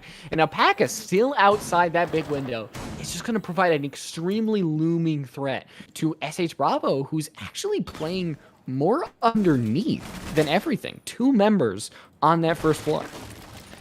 You have 3 sets of Nitrocell, so actually, that underneath pressure could look quite great. 13's into pin. Able to get shut down by Braxton, the newest member of Slaughterhouse Bravo. He's down but not out. Call is playing underneath. An angle to challenge in through big window. He gets it off temporarily, and then that's the vault in from 9-3. Slothy flies up the white stairs. Now it's on Call, who takes previous damage, and Alpaca. A double kill with an SMG-11. A great play from him. And if Call landed his shots on the vault in from big window, maybe Slothy would have survived. You mentioned the Nitrocell denial from underneath, nowhere to be seen from Slaughterhouse Bravo. One even able to pull the pin on that C4 explosive. And so once again, we're kind of at that 1-1 stalemate. That who's going to make the first move to really gain that advantage? And it seems that SH Bravo, they're trying to, remain the same, keep that same operator lineup, but is the mentality going to be the same? Are we going to see, C4s trying to be ripped from below to get above? Because that just did not work at all last time. We didn't have a single SH Bravo member, holding the site down, making sure that the C4s were available. But on that attacking side, there's going to be a Maverick. So that means that these reinforced walls are going to stand no chance. So SH Bravo really have to be careful with, how they play around them and really how they peek them, because as I mentioned, it's going to stand no chance. And that means that 9-3, they're going to get through it so much quicker, and they're also going to have 6 frag grenades. They're going to have 6 frag grenades to use. So I'm expecting not only explosive on the defensive side, but absolute dynamite on the attacking side. It's like a World War I strategy where both rosters have access to, artillery cannons. One of them is a plastic explosive. The other one is a fragmentation grenade. And it's just going to be who can vault the hot potatoes the fastest and who lands them the soonest. Now, we see that the same expansion downstairs that Slaughterhouse Bravo elected to bring out in round 2, and we just need to see them have more impact with that explosive device. Maybe it's an opportunity to bring a Maestro. Now, Valkyrie's banned, so if you want to bring somebody to put cameras on the bomb site, maybe bring Echo in as well. That way, you can just gather real-time information, and whenever a member of 9-3 elects to go for a plant on one of the default spots or on one of the soft wooden floors, you'll be able to grab it for free. You're mentioning how Maverick is going to enter into the lobby. Well, it seems like Slaughterhouse Bravo has their own plan. They're going to elect to go for a bandit trick, but the bandit will not be able to trick around that Surya torch, forcing Bino deeper into South Pit. He realizes it's not a gunfight he wants to take, and he has a deployable shield. That'll keep him occupied as the attack continues to ramp up for 9-3. Right now, that wall is forcing the bandit to back up, and we saw that the shield was actually electrified, and that the goal really is just to, force the attackers to think a little bit, but they're actually moving the deployable shield, and that's a really, really smart move by Braxton. That's going to give Bino, instead of, just trying to make sure that the wall stays closed, it's really just going to try to prevent, them from pushing up in Attic in general. You see, they haven't even got it through yet, as 13 is just trying to get a little bit of a peek. And there we go, the first explosion of the round. It's going to be Slothy, the C4 onto Zanky. And even though that is a hard breacher down, you did push off the bandit. So you didn't use any frag grenades, but still, you got somewhat of a victory. But losing Stevie, that might be the real killer of the round, as you just lose even more gunfire and more information to use. That was a great Exocell too. It came through the meeting hatch, called a Kobe. Slaughterhouse Bravo in full control of round 3.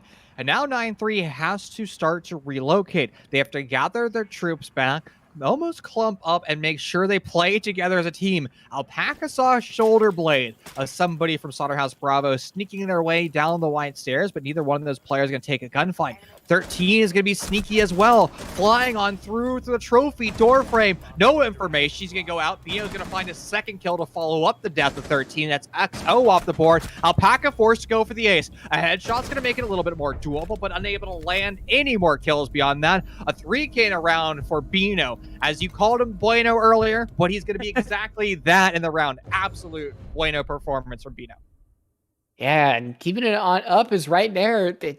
It seemed that 9-3 really had the keys to absolutely win that round. The Maverick pushing it in. It forced the defenders to back up and reevaluate their position, which just, I have to say, an absolute great switch up, thinking on your feet. That's what Braxton can bring to the table, is moving that shield just allowed Bino to really hold strong and continue to make that site an absolute fortress, which is what we've seen from Estate Bravo. We saw it on the basement, and we absolutely saw it in that round. And as we go back out of the basement, the same operators being this broad, but actually a Ying. So that is something that I absolutely am quizzical about, because what does the Ying bring that you could have with something, like a Maverick, something like an Ash, but instead you bring flashbangs. Bring a lot of flashbangs. Scary flashbangs. You don't want to be anywhere near a Candela charge. I actually want to back up, Light Rose, to a point that we're making during the midpoint of the round. Bandit battering hatches. Is that really a thing anymore? Do you ever need to do that? Because the only reason you would bandit battery not hatches, deployable shields. I mean, I've seen people in like Plat 2 and Plat 1 bandit battery hatches. So like you can bandit battery hatches? Yeah, you can. It's the stupidest thing in the world. You walk up to the hatch, you put the bandit battery on top, you leave the hatch, the attackers walk up, they're like, why is this bandit battery on this hatch? They shoot it, and then they open it up like a normal hatch. The dumbest thing in the world. Yeah, you can absolutely do it. It's dumb. Unless the only time it would really matter, and you see it sometimes on dorms, when you expect somebody to Amaro in through the kitchen hatch, you just, you reinforce it, and then you bandit battery. So there are scenarios in which you could do it. It just doesn't make sense. But we'll talk about deployable shields. Is it really viable to put a bandit battery in the electric units on a deployable? Because it was designed to counter out Ash charges, because they bury into the surface and then detonate. So if they hit electricity, they die. But we don't see Ashe anymore because she got nerfed into the ground. I mean, you touch the R4C and automatically she becomes worthless, apparently. The G36C is still an option, but it's also an option on Iana. And Iana has frag grenades, and the Gon 6, and an intel gadget. Like, Iana just brings something that Ashe, sadly, you know, we think as Ashe was used to be the overall amazing operator she brought to the lineup, but now she's just kind of been usurped. With the utility that Iana has been given, just kind of seems, I don't want to say worthless, but second tier when it comes to these operators that are currently playing. Do we call that A tier or is that B tier? What did the kids refer to? I don't know. We're not doing a tier list live. Operator tier list with 30 or 90 seconds left in a round. Well, flashbangs go out. Nope, that's just a smoke grenade temporarily. No Candels have yet found their target. Smoke grenade sent down range to burn a potential ADS. Second up, Lifeline to do the exact same chore. Now with all that utility disabled, we could start to see the oppressions of the Candelas start to go out. So far, 9-3 electing not to do that. Ryan goes DB and no, and there's Bino able to at least take X or 13. There's all the Candelas. The flood's about to take place. Exo flies on 4, but he gets stun locked by the Zofia, temporarily flashed, and part of his screen removed. Stevie able to find one, a full send on 4, working out perfectly for 9-3. It's all on Braxton. He has to find plenty, or it's all on Zanny. What on earth happened this round? Slaughterhouse Bravo won? It looked like they all got slaughtered. Incredible. I mean, they call themselves Slaughterhouse Bravo for a reason because they absolutely take control of the round. What on earth transpired? That last 30 seconds felt like that image where it's essentially find one thing, find one tangible thing in this image. I have no idea what happened there. I know that's my job. That is our job to find out what happened, but that was absolutely chaos. We saw the flashbangs go out, the Gurgmots from the Zofia hitting the own teammates, and then just the flashbangs, frag grenades, smoke grenades, everything in the kitchen sink was just happening in that round, and somehow SH Bravo win it. Like, what? I have no idea what transpired there. That was an incredible round.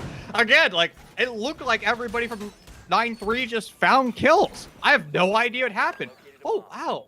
This is quite an interesting strategy for Riot the Rank Stars Slaughterhouse Bravo. ADSs are being placed on the stairwell of the North Stairs. That's something I've never quite seen. Most rosters elect to fully open up that wall, and there's the replayable shield to make the ADSs worthwhile. This is going to be a new task that Nine probably never quite seen before, but if they pull the lessons that they've learned from other maps, like Bank over on the white-blue stairs, like Villa on the classical hallway doorframe, it's nothing they haven't seen. All they need to do is go for an ADS dump, send 2 of them downrange, follow it up by a fragmentation grenade, and they should be able to alleviate that position.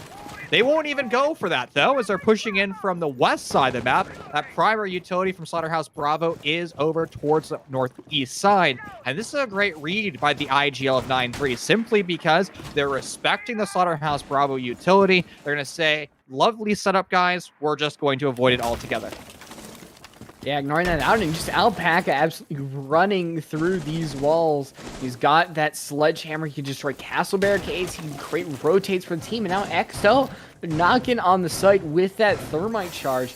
And because there is no wall denial, they can just open that right up. They can drone. They have flashbangs, smoke canisters, frag grenades, everything to use to set themselves up for the site. We do see the members of SH rotating. We do see Beano on that top floor, kind of having a duel a little bit with we see the member of 13 trying to have a little bit of who's going to peek first.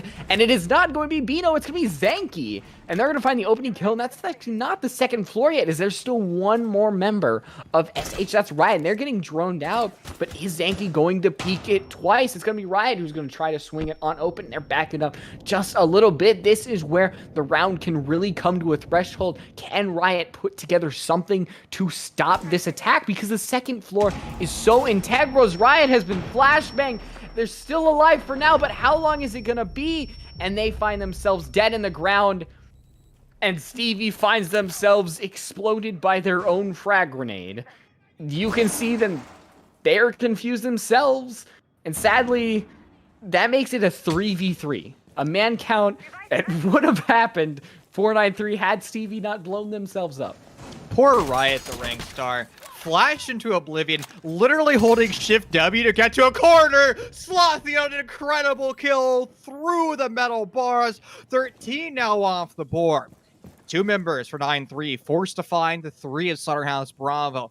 Not a lot of map control for 9-3. They lost most of it on the extension upstairs trying to deal with the kids' dorm pressure. Zanky now needs to evolve into a primary entry. Goes for a flashbang at the south stairwell door. It does find its target, but that player is allowed to rotate down.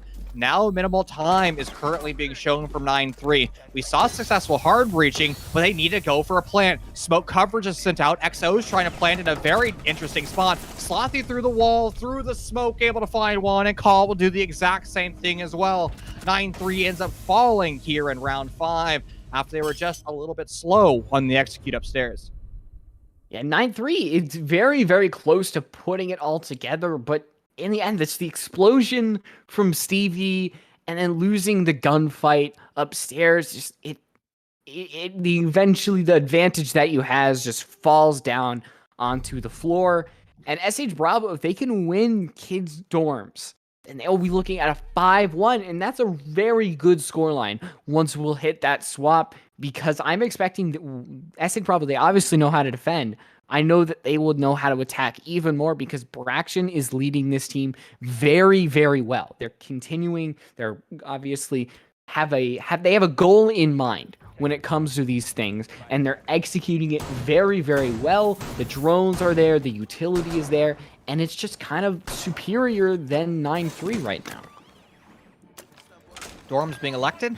And I want to see more Nitro self-denial. An incredible strategy from Slaughterhouse Bravo the last time they were here. It was on the back of Slothy, though, playing in the meeting room side, chucking the Nitro Cell, threading the needle. However, I highly doubt 9-3 is going to allow that play to take place twice. What we should see out of 9-3 is if the Maverick was still in play, all you do is you Maverick through that first floor wall into meeting room, you have your Zofia play that angle, and you try to bait Slothy into an aggressive position. But now only one hard breacher being shown at all from 9-3. That's going to be the Hibana of XO. With so little hard breaching being brought out, that's going to limit the plays of 9-3, most likely only over to the south side of the map. You open up big games, and that's about it. Maybe you do a single X-Cairo pellet into South Pit for the cutoff, into North Attic, but beyond that, you're going to be very limited, and information gathering is going to be even more limited. As Slothy, who found the first opening duel back on the previous Dorm bomb site, will be able to replicate it once again. I think 9-3 being very cautious with especially how they enter. You know, they want to escort each other, as we're seeing 13 kind of lead the charge just a little bit. Obviously, the Jaeger has been caught out behind the bedroom, but still, the reflexes just aren't fast enough for 13. Right now, the Mute Jammer is causing the biggest problems, as they still haven't dealt with it, as that's really 13's main goal here, as they are going to be trying to destroy that from underneath, but still the Mute Jammer lies in wait, and now the Hibana pellets on the left are going to be open up, but I don't think you're going to be able to fit through that, Exo. Despite how skinny Hibana may be, you might have to open up a bigger hole, and there Exo is... Mozzie could probably fit, I will be honest with you, but Mozzie is not in play, and sadly we don't get to see the short Australian boy run around and do work his magic, as right now SH Bravo, they could still absolutely make some magic work, as they've got a player underneath ready with a C4, and they've got players all around just to stop this entry from EXO.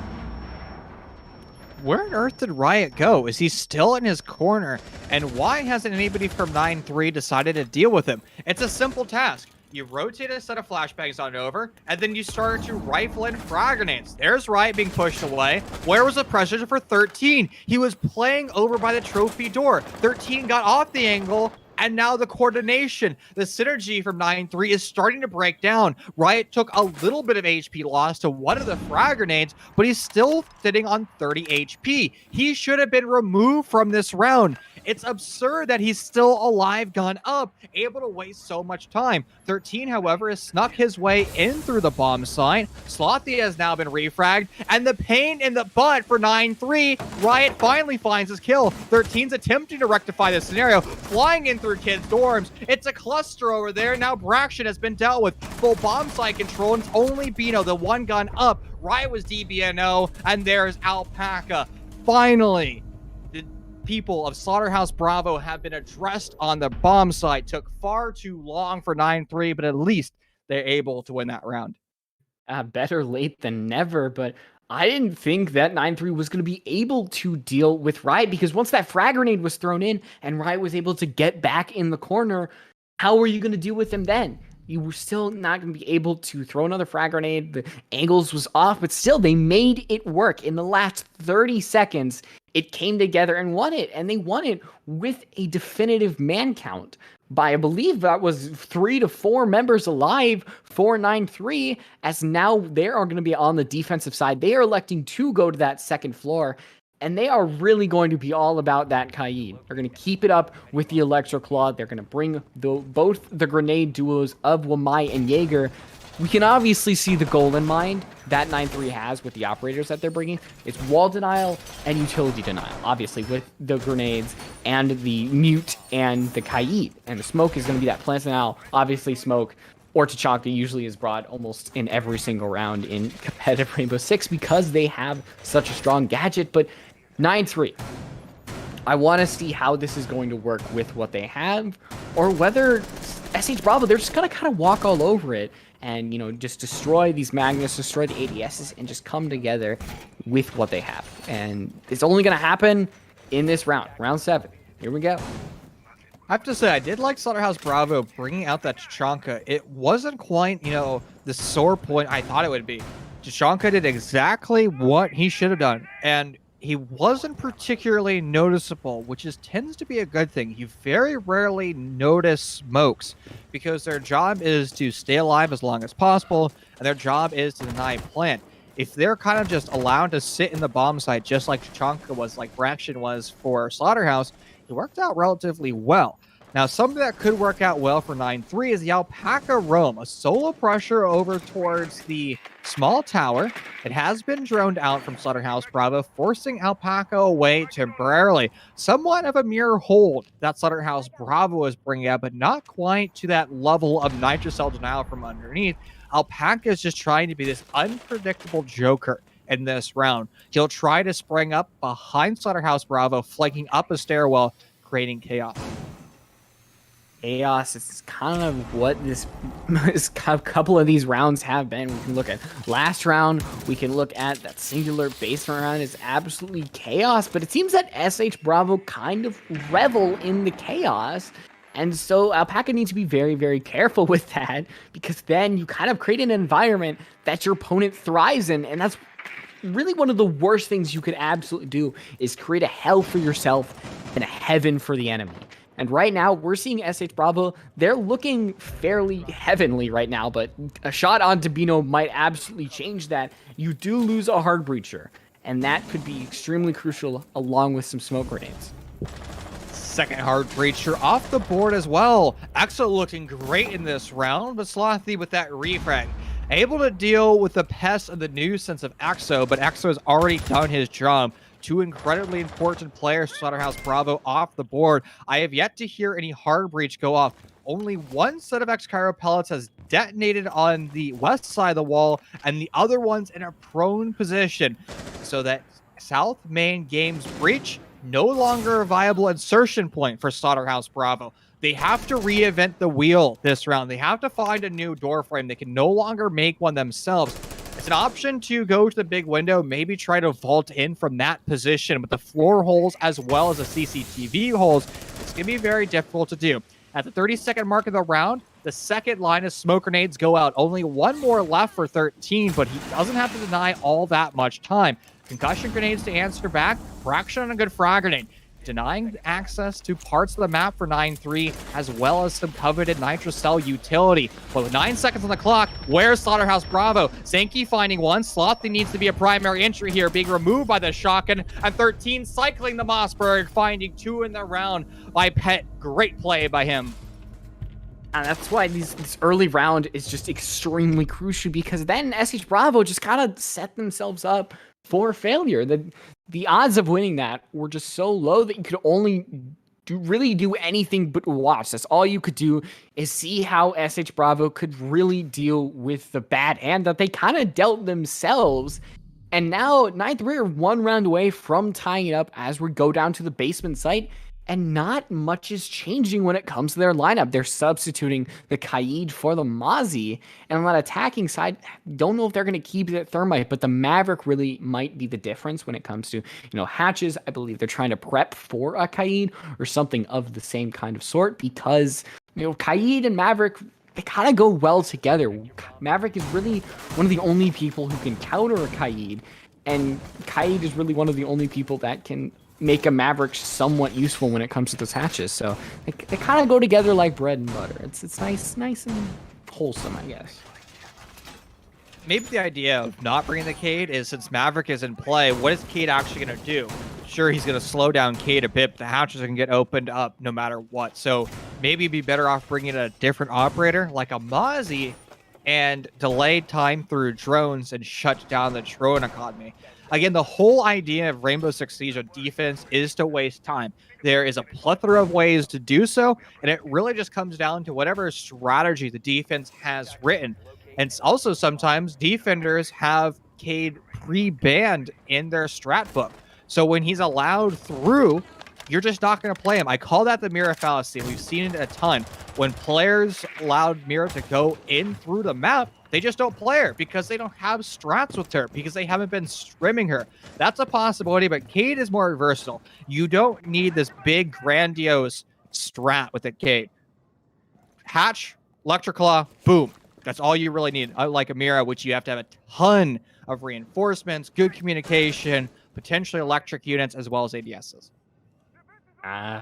We don't do communication here, Chief. We just do gun go just bird. Like my ranked games. Yeah, we just do gun go bird. Zenki finding the head of Slothy through the wall, and they're not going to be able to find the second one. That's going to be Riot, who's going to be able to avenge the death of Slothy, and Alpaca going to try to avenge one of their own as well, but their positioning is somewhat given away as the shots have been rung out through the door. So the positioning almost away, and that drone is absolutely going to confirm it. Alpaca running down those freezer stairs, wanting to escape death for as long as possible. Do you fear death? Definitely. The most members of these teams do, and they want to stay alive for as long as they can, keep it up for as long as they can. And right now, it seems that the main areas of contention are going to be probably those freezer stairs and the tower stairs. And those might be where we see, these areas of contention. Fights are going to happen and plays are going to be made. It's all going to happen relatively quickly because SH Bravo, they're setting up for the attack right now. Riot self-drones himself with a hologram, pushes his way in through Fraser. He won't have that much information because it eventually dissipates, but he was able to confirm barbed wire at his feet as well as a hole made in that westmost wall. That usually means somebody's going to be playing a long angle with a deployable shield. A round of smoke grenades come out, which will confirm the suspicions of Slaughterhouse Bravo. Frag grenade to answer back. Alpaca is going to be able to dodge that pretty well as he leaves the corridor of Freezer. Now we're in the execution phase this round. Slaughterhouse Bravo has plenty of map control, and they're starting to knock on the doorsteps, the thresholds of the bomb site. A Nitrocell goes out, completely missing the target of Slaughterhouse Bravo. Critical utility not quite finding their mark. Another round of smoke grenades, and 13 Sure, he's wasting time, but only on one front. Two fronts are currently taking place for Slaughterhouse Bravo. Full launching control for the roster. Alpaca now catches wind of the play. Braxton for 2. Bino attempting to follow that up as he starts to flood on forward. 13 relocates into the fallen shoes of a comrade. And Stevie, great positioning the bomb site. There's Braxton down, but not out. 13 finding 1, the DBNO, but nothing beyond that as the flood the storm of Slaughterhouse Bravo, unable to be stopped. And it's how long can you delay the inevitable? That's really the question when it comes to 9-3, because we just saw those smoke canisters. That's really what was happening. Yeah, you were delaying, but there was so much time on the clock that SH Bravo could just wait it out, throw in their own utility and smoke grenades, and then just win the round. And that's exactly what happened. They were able to just bide their time and eventually continue on with their intended strategies. And we're continuing with this basement side. No changes on each side. And once again, when you go to the same site and you bring the same operators, the question is always going to be, what are you going to do differently? You cannot do the exact same thing, because now SH Bravo knows what your general strat is of basement. So you have to change something, and it doesn't have to be extremely extravagant, but it just needs to be something when it comes to, either time management or positioning or something that would help you win the round because you have elected to go to the same bomb site. Zenki was the star of the show early on for 9-3, found an incredibly important kill into Slothy, but Zenki was refragged. Maybe if we see a change up, maybe you put like a rotation into meeting room to give Zenki the opportunity of taking the same gunfight and returning back safely. Or maybe you go with the old style of Oregon, where you open up the hatches, you bring out, some reinforcements, maybe a castle barricade, and you hold meeting room from above, creating a brand new strategy for the attackers to push.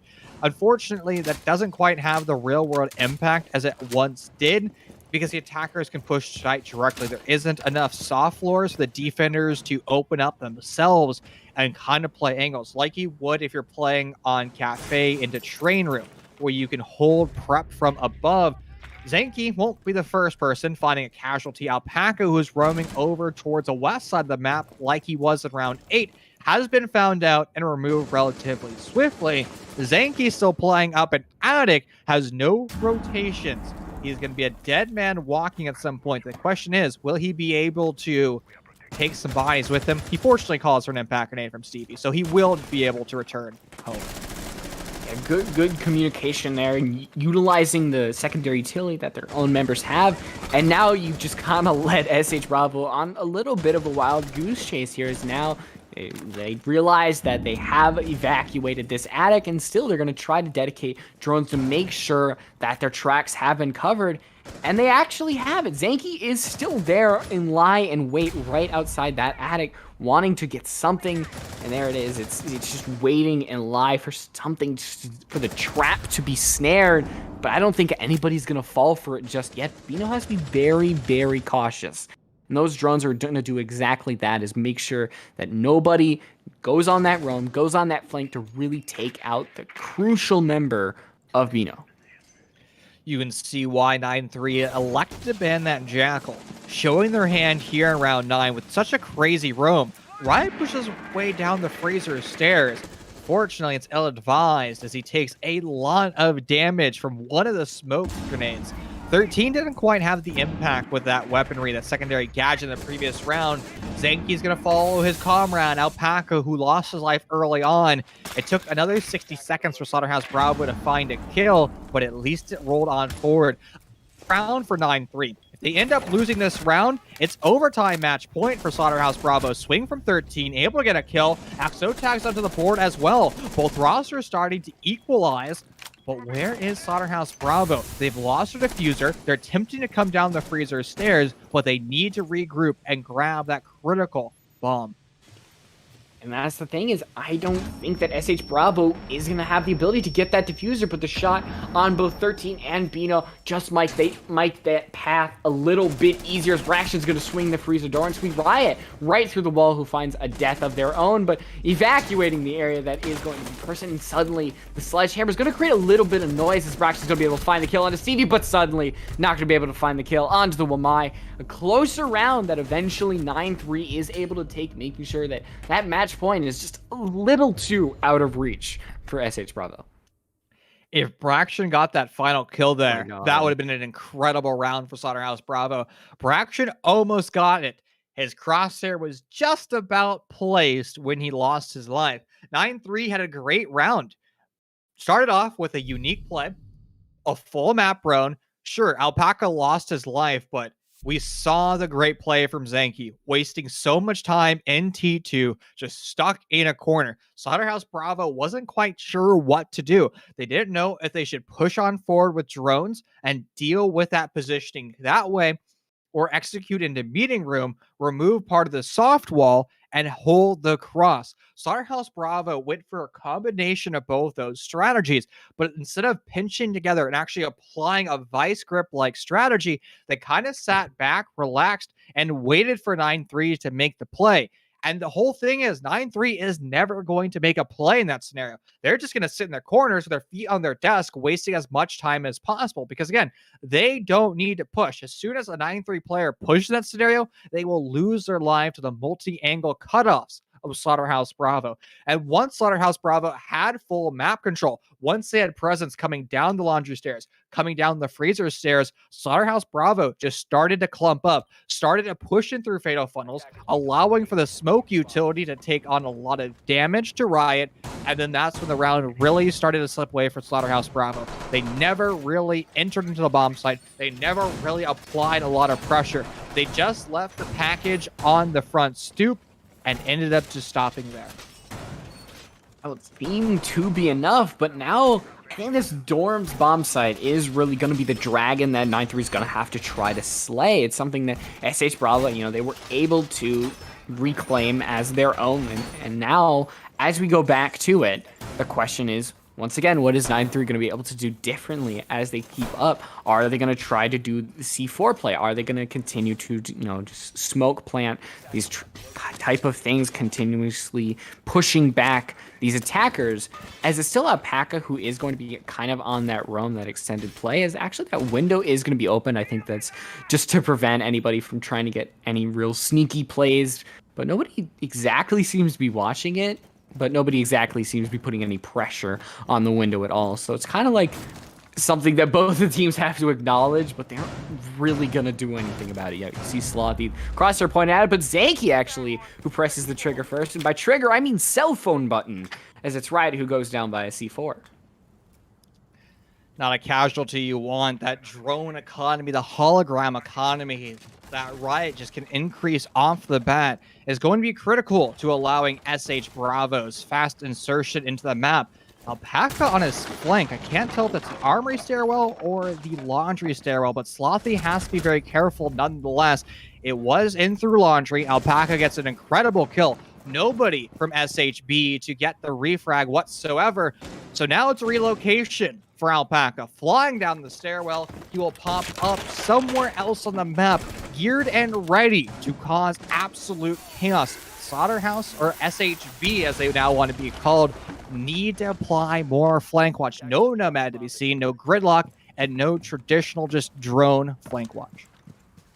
Now, once again, that kind of hurt them. We see a little bit of a repeat, that the mistakes that they have made earlier in the round. They can't really do anything about that now, and they're just kind of stuck. You know, Diffuser isn't exactly in their own possession. They have to try to find a way to get a foothold back into the round, and these smoke grenades have been thrown out. They've been zapped, and just everything, any puzzle piece that they try to put in to solve the problem is taken away. The kill onto Alpaca might be the first entry that they really need. The frag grenade is thrown out, but the kill onto the stairs is just not going to be there, as Stevie, who tries the rotate and is very, very successful on that. It's just the two hard breachers left alone. 50 seconds left, you know, actually smoking off the entry just to provide a little bit of coverage for themselves. So they're going to be able to find a kill onto XO. But right now, they're all alone. They have 3 members left on full health. We're still going to have to absolutely know how to defend against this Thermite. They know the positioning. They know the key points that they are really going to have to defend. You see the smoke canister absolutely whittling away and eventually taking all of the health from Bino. Bino withered into death. And Slaughterhouse Bravo, that was, or SHB, that was really a theme for them. They struggled in every single aspect of that round. Riot, first casualty, as he just kind of walks into Master, gets slaughtered as a result. Slothy will follow suit. No coverage whatsoever. Slothy was just forced to push in to Classroom by himself. We are talking earlier in the pregame, one of the best ways and one of the reasons why Ashe was so much played on Oregon, not just because she had a great gun at the time, not because she had 3 charges, but it allowed you precision on the wall. You didn't have to kind of calculate in your mind's eye that Zofia impact grenades, they have a slight arc to them. So if I aim at the fan, I now have to aim closer to the fan because of the arcing. It becomes too complicated. And maybe complicated for Slothy too. He elects to go for the vault, and instead it was his undoing, and the Slaughterhouse Bravo forced to recover at that point, try to pick up the straws that were all knocked down. And more cups were falling, more and more silverware were broken. SHB kind of losing hope into round 10. And now, 9-3, after that incredible round, has equalized us in this series. Both teams now sitting on 5 points, which means after round 11, which could be the penultimate round, one of these 2 rosters will be on match point. Yeah, but I think the question is, who's it going to be? 9-3 has been on this momentum swing. They've been continuing on winning these couple rounds.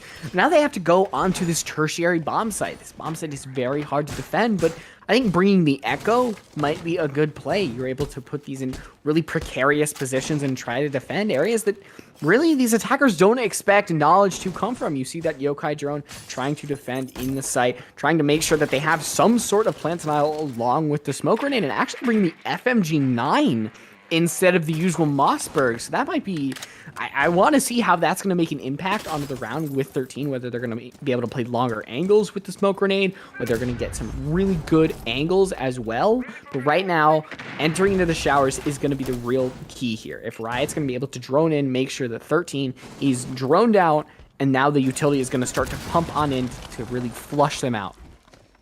I'd also like to see some Dorm's presence being made by SHB. That way you can alleviate some of that vertical angles. What a shot by Slothy. A great tandem play by SHB. Using that Maverick Torch as well as the prone angle of Slothy to get that kill. You mentioned how, well, SMG9 is in the lobby. Not for very long, as 13 is that opening casualty. Not only is that unique Glock weird gun off the board, you've also lost your smoke canisters, all 3 of them. 30 seconds of time to now nowhere to be seen. Yeah, now with the thermite breach all the way open, 9-3's chances of winning this round continue to dive the more openings that SH Bravo are making for themselves. If they can find where these Echo drones are located, continue zapping these magnets, ADSs, and they just can helping themselves more and more and more. And there's nobody in the site right now for 9-3, but Stevie doesn't even need to be in the site. They're behind a deployable shield. They're able to find Cal, but that frag grenade is going to push them off, and it is actually not going to be able to get the shield. That might be a really big thing because that still lets Stevie play behind it and push on up. And are they going to be able to find anything of it? No! Sadly, Stevie's not going to be able to, but I know who will, and that's going to be Zanky. And they're going to run right into the wall. And it's a 3v2. SH Bravo continuing to go forth, 1 on the first floor, 1 on the second, and Smoke Canister is going to flush EXO out of their current position. And now that positioning is given to the rest of his attackers. How are we going to see this play out? 25 seconds left. Diffuser has to go down. Things starting to spice up. EXO goes for the gunfight with the Bearing 9, recently buffed, but unable to control that recoil. It could have been a free kill. Riot initiating the plant. Broxton on the kill, and Bino from behind. SH Bravo, a great round for them. They applied so much pressure throughout the bomb site as well as those buff rooms. Even the attempted aggressive plays from 9-3 was read perfectly by SHB. And now that is SHB on match point. Great round from them. Will they be able to replicate that as they begin to execute on a new bomb site? Right now, the pressure is on 9-3 going over to this basement. SH Bravo still has really not been successful. They've had the chaos happen before, but they just haven't been able to replicate it. And that's something they might need to do because they struggled finding their angles, finding the good positioning. And now you don't want to leave it all up to Braxton, who was close to getting that really, really crazy kill. But still, you want to work together as a team, continue that unison that you have had before these kind of defending and attacking rounds, and continue on because, once again, the cusp of victory, the taste is near. It's so tantalizing, and you just want to grab it and make it yours. And it's something that SH Bravo, they're that close. You can tell it's almost dinner time when the casters start to talk about food analogies. We were talking about bread earlier. We were talking about peanut butter and jelly. Look, I've got like bread on butter. Cold onion rings. Cold onion rings? I went to a local burger place. Yeah. In the Midwest, and I got onion rings, and I was like, oh, to make sure I'll like munch on them. Something. They got cold, but they're still good. So onion rings. It's not Culver's though. Oh. Too bad. That would have been my guess. Well, it's like a local. Culver's.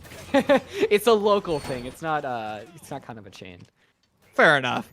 I do say I love me some onion rings. One of my guilty pleasures in life. But onion rings are either really, really good, or most of them are just battered poorly. Maybe I'm a snob when it comes to onion rings. I've been spoiled in my consumption of onion rings, and most of them, I would say like 90% of onion rings, just don't live up to Chief standards anymore, which is very sad because I love me some fried onions because they're just absolutely amazing. Now, what could also be absolutely amazing is Slaughterhouse Bravo's droning, as they're pushing in for the west side of the map, clearing in through Small Tower, as well as through dorms. Full control of the first and middle floor. Great use of time from Slaughterhouse. But now what do they actually need to do? Well, they need to start to open up hatches, and they need to make sure that the stairwells entering into the basement aren't being occupied by members of the defenders.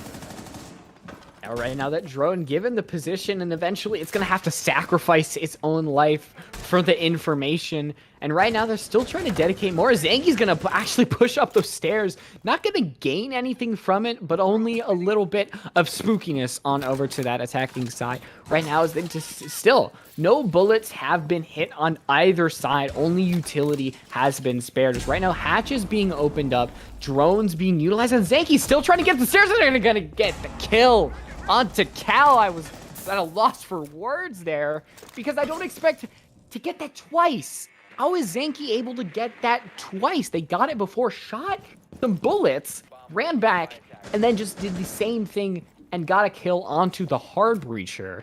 And that is just something that cannot happen. That's why you have to dedicate yourself. Somebody to that flank watch. Burnt Turkey, they're not here. Somebody's got to fill those avian shoes.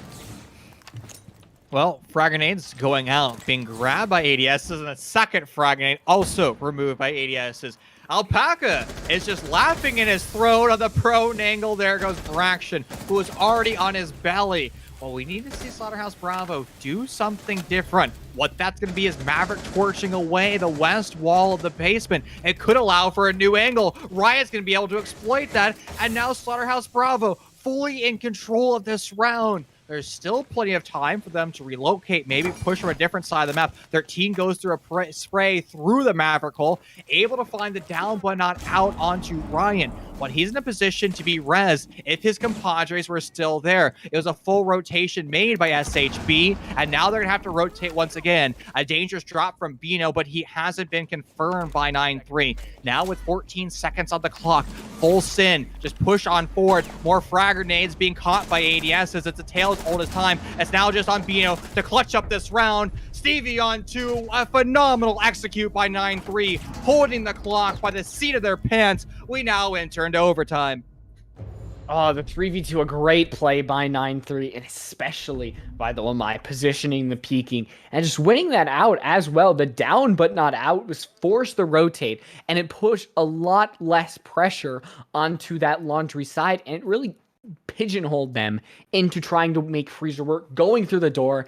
And there's so many angles that you can look at to the Freezer door. You can get pillar, main bomb site, the other bomb site, and through laundry. There's so many areas that the attackers just bravely have to walk in, and it's something that you absolutely do not want to do.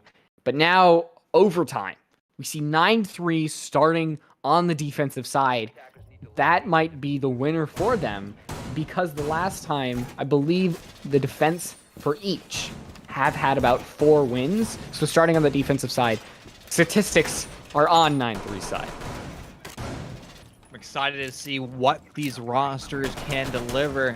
Again, SHB was probably the favorite moving forward into the series since they do have kind of the big flashy names, not only in competitive, but as content creators as well. Because again, Braxton, a phenomenal content creator, a former Challenger League player, and then you got, kind of crowd favorites like Hall, Ryan, Bino, and Slothy, who everybody knows. If you've been following, amateur esports or again, semi-professional esports, you should know every single person on Slaughterhouse Bravo.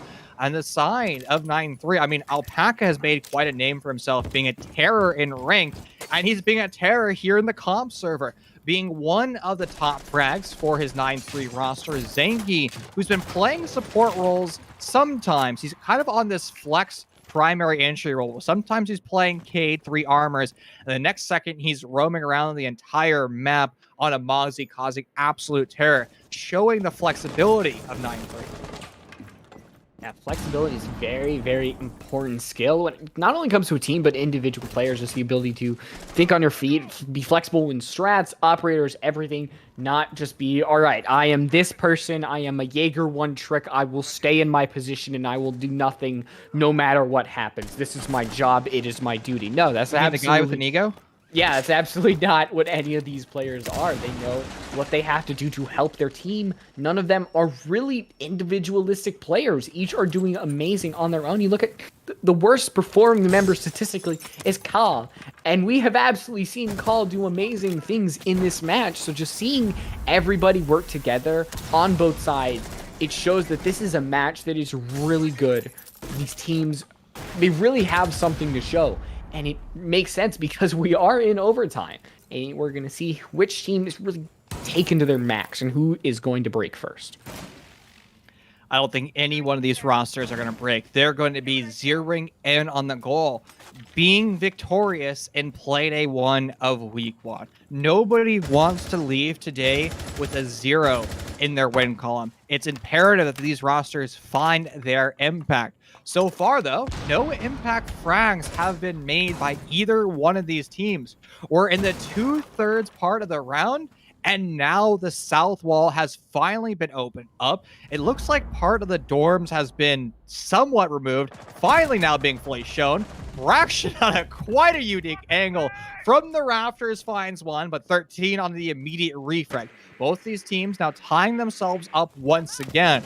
But SHB is in the primary execution phase. Braxton playing by himself has now been addressed, and a full send on forward for Slaughterhouse. They now have control, a wraparound into Metal. Call's debating on exactly where he wants to plant. Riot full sends on forward. Call off the board. Now it's on Bino. A clutch against 4, unable to even accomplish that. A great defending hold, and now the tables have turned. It's 9-3, the roster that could win UPL Week 1. And they have seen that once again, the tides of victory have changed. The taste of victory has lost actually its flavor in SH's mouth. And 9-3 have grabbed their own food for victory. And they just need to get there. And I'm continuing with this food victory kind of taste because it's important. Food, obviously, it's not... I don't know why food... Onion rings does to a person. Onion rings. It's continuing forward, but Amaru. I don't know. Are we going to continue with the Amaru? In the overtime match point, I believe that is for if they go kids. But they're not going kids dorms. Dude, it's the Amaru M30T3. Easy peasy lemon squeezy. Now you have map control, and SHB will never know and hit them. Also, sometimes the G8 with an angle crypt is the most disgusting weapon in the server. I mean, it's an LMG with assault rifle style properties with an LMG magazine, 0 recoil, laser beams with it, and it still has an ACOG. I mean, that weapon is beyond broken. So even if the YOLO style strategy from 9-3 doesn't work out through the kids' dorms window, you can still just click absolute heads. And in theory, you could bring out a pocket thermite charge to grab one of the hatches, free up some of the X-Cairo pellets. 13 will be electing not to do so. Instead, it's going to be flashbangs. If you do need to go against an ADS with my combination, which only one half of that combination is currently in the server, it could work out decently. Well, 13's into not the bomb site, but upstairs into games. Does 13 realize that the bomb site's somewhere else? Well, they certainly do now. Yeah, that is a sad realization because I'm guessing they were really putting all their eggs in a basket, envisioning the multi-kill that they were about to get hopping through that window. But sadly, Amaru is now kind of worthless. Her frag grenade, not her frag grenades, her flashbangs and her fragging power is really going to be her only presence, along with droning, of course. But now it's just 13 with the help of a drone trying to get the first frag. This is going to be an extremely crucial play because whoever gets that first frag has a massive advantage over the other, and especially if 9-3 is able to get a key member. You look at Smoke, you could possibly look at the Maestro as well. And right now, 13 is wanting to start this off with a bang. The Gon6 finding something as well. I just don't know when it's all going to come to a head and who's going to be the first victim here. I'm so excited to see how this round is going to go. X-Cairo pellets already landing on 2 of the 3 hatches. Sledge is going to start to remodel that middle floor to allow more access between the hatches. 13 just walks down the stairwell with no drones, not a single care in the world, but Braxton does care. Able to get the Mossberg shotgun kill. Slaughterhouse Bravo now in the control of round 14. That doesn't mean that they're going to be necessarily victorious, because 9-3 still has good positions throughout the map, pushing down and through laundry. Zenki's just going to hold position, looking and waiting for drones to start to confirm more locations of SHB members. Now with that confirmation, XO is going to swing on forward, holding a different angle. So no matter what SHB swings, there should be full coverage from the attacking roster, even with that disadvantage.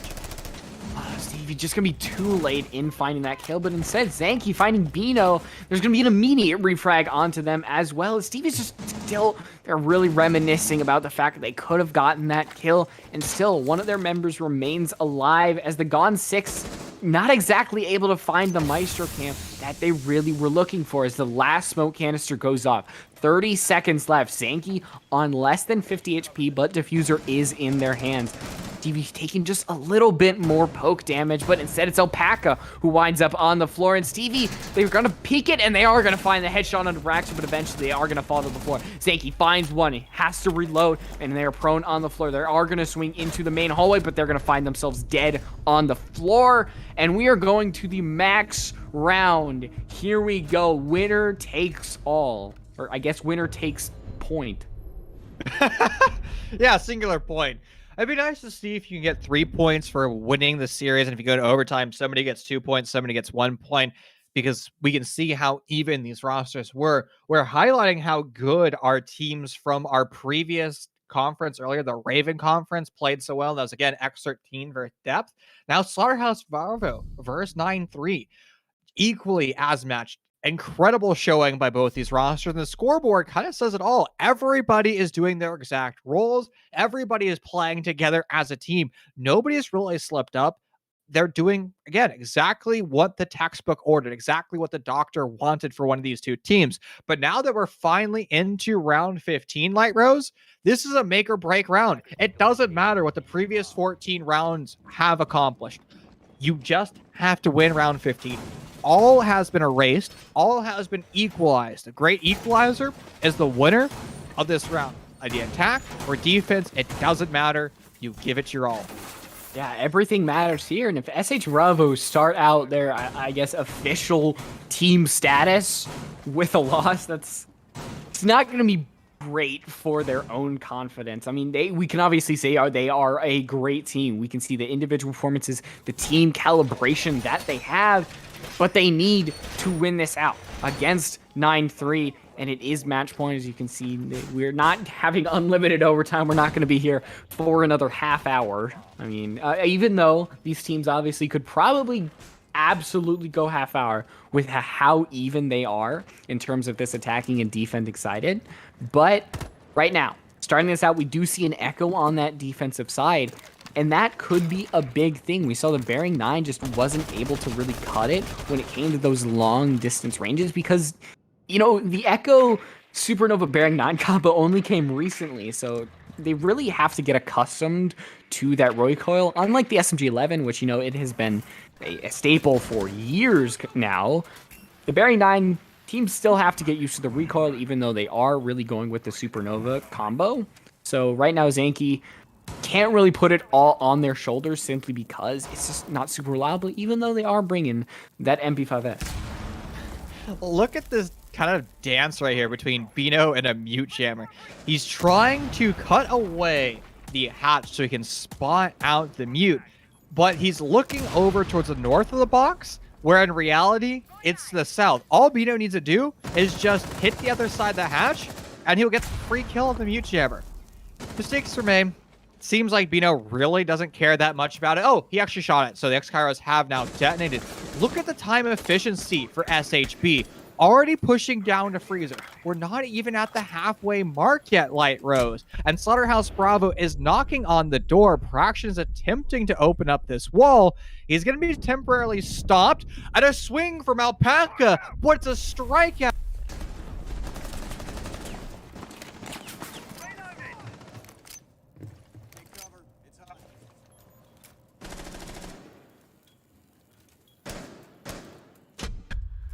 Seems like we're back at square one. Alpaca gets his pick nonetheless. And the thing is, I think they finally did get that Mute Jammer, but just the advantage that you had is now gone. And that is, right now is probably one of the worst times you could have a team kill. Because you lose literally your top fragger by 4 kills. Bino is now relegated to the bench and can only watch and give comms, because right now drones are being available. The second thermite charge is going off, giving them more time. 30 seconds left. We're so ready for everything to come to a head, but Cal is going to find the first entry. It's going to be onto XO.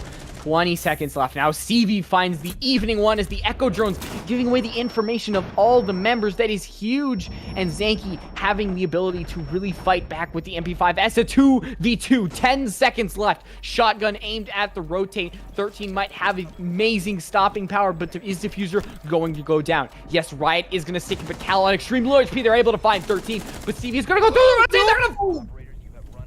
They're going to find the kill through the wall.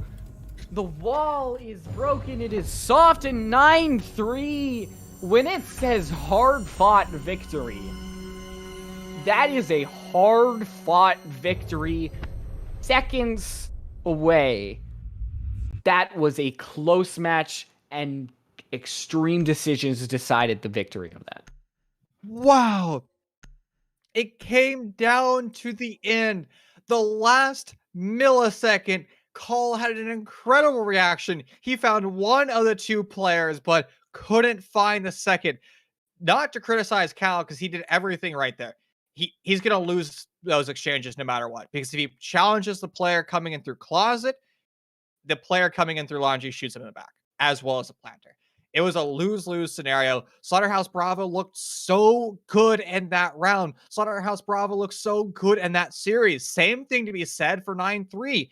Honestly, I'm incredibly impressed from the performance that 9-3 brought us out today, because they looked great. They were honestly the underdogs. And Alpaca said, not today, guys, really showing his worth. Yeah, absolutely. And this day in its entirety was just an absolute way to start this series. Absolutely. Starting off with that 7-5 victory, and then an overtime match point millisecond victory from 9-3. And once again, it is only the first day. We are here to stay for a while, and I cannot wait to continue with you, Chief, honestly.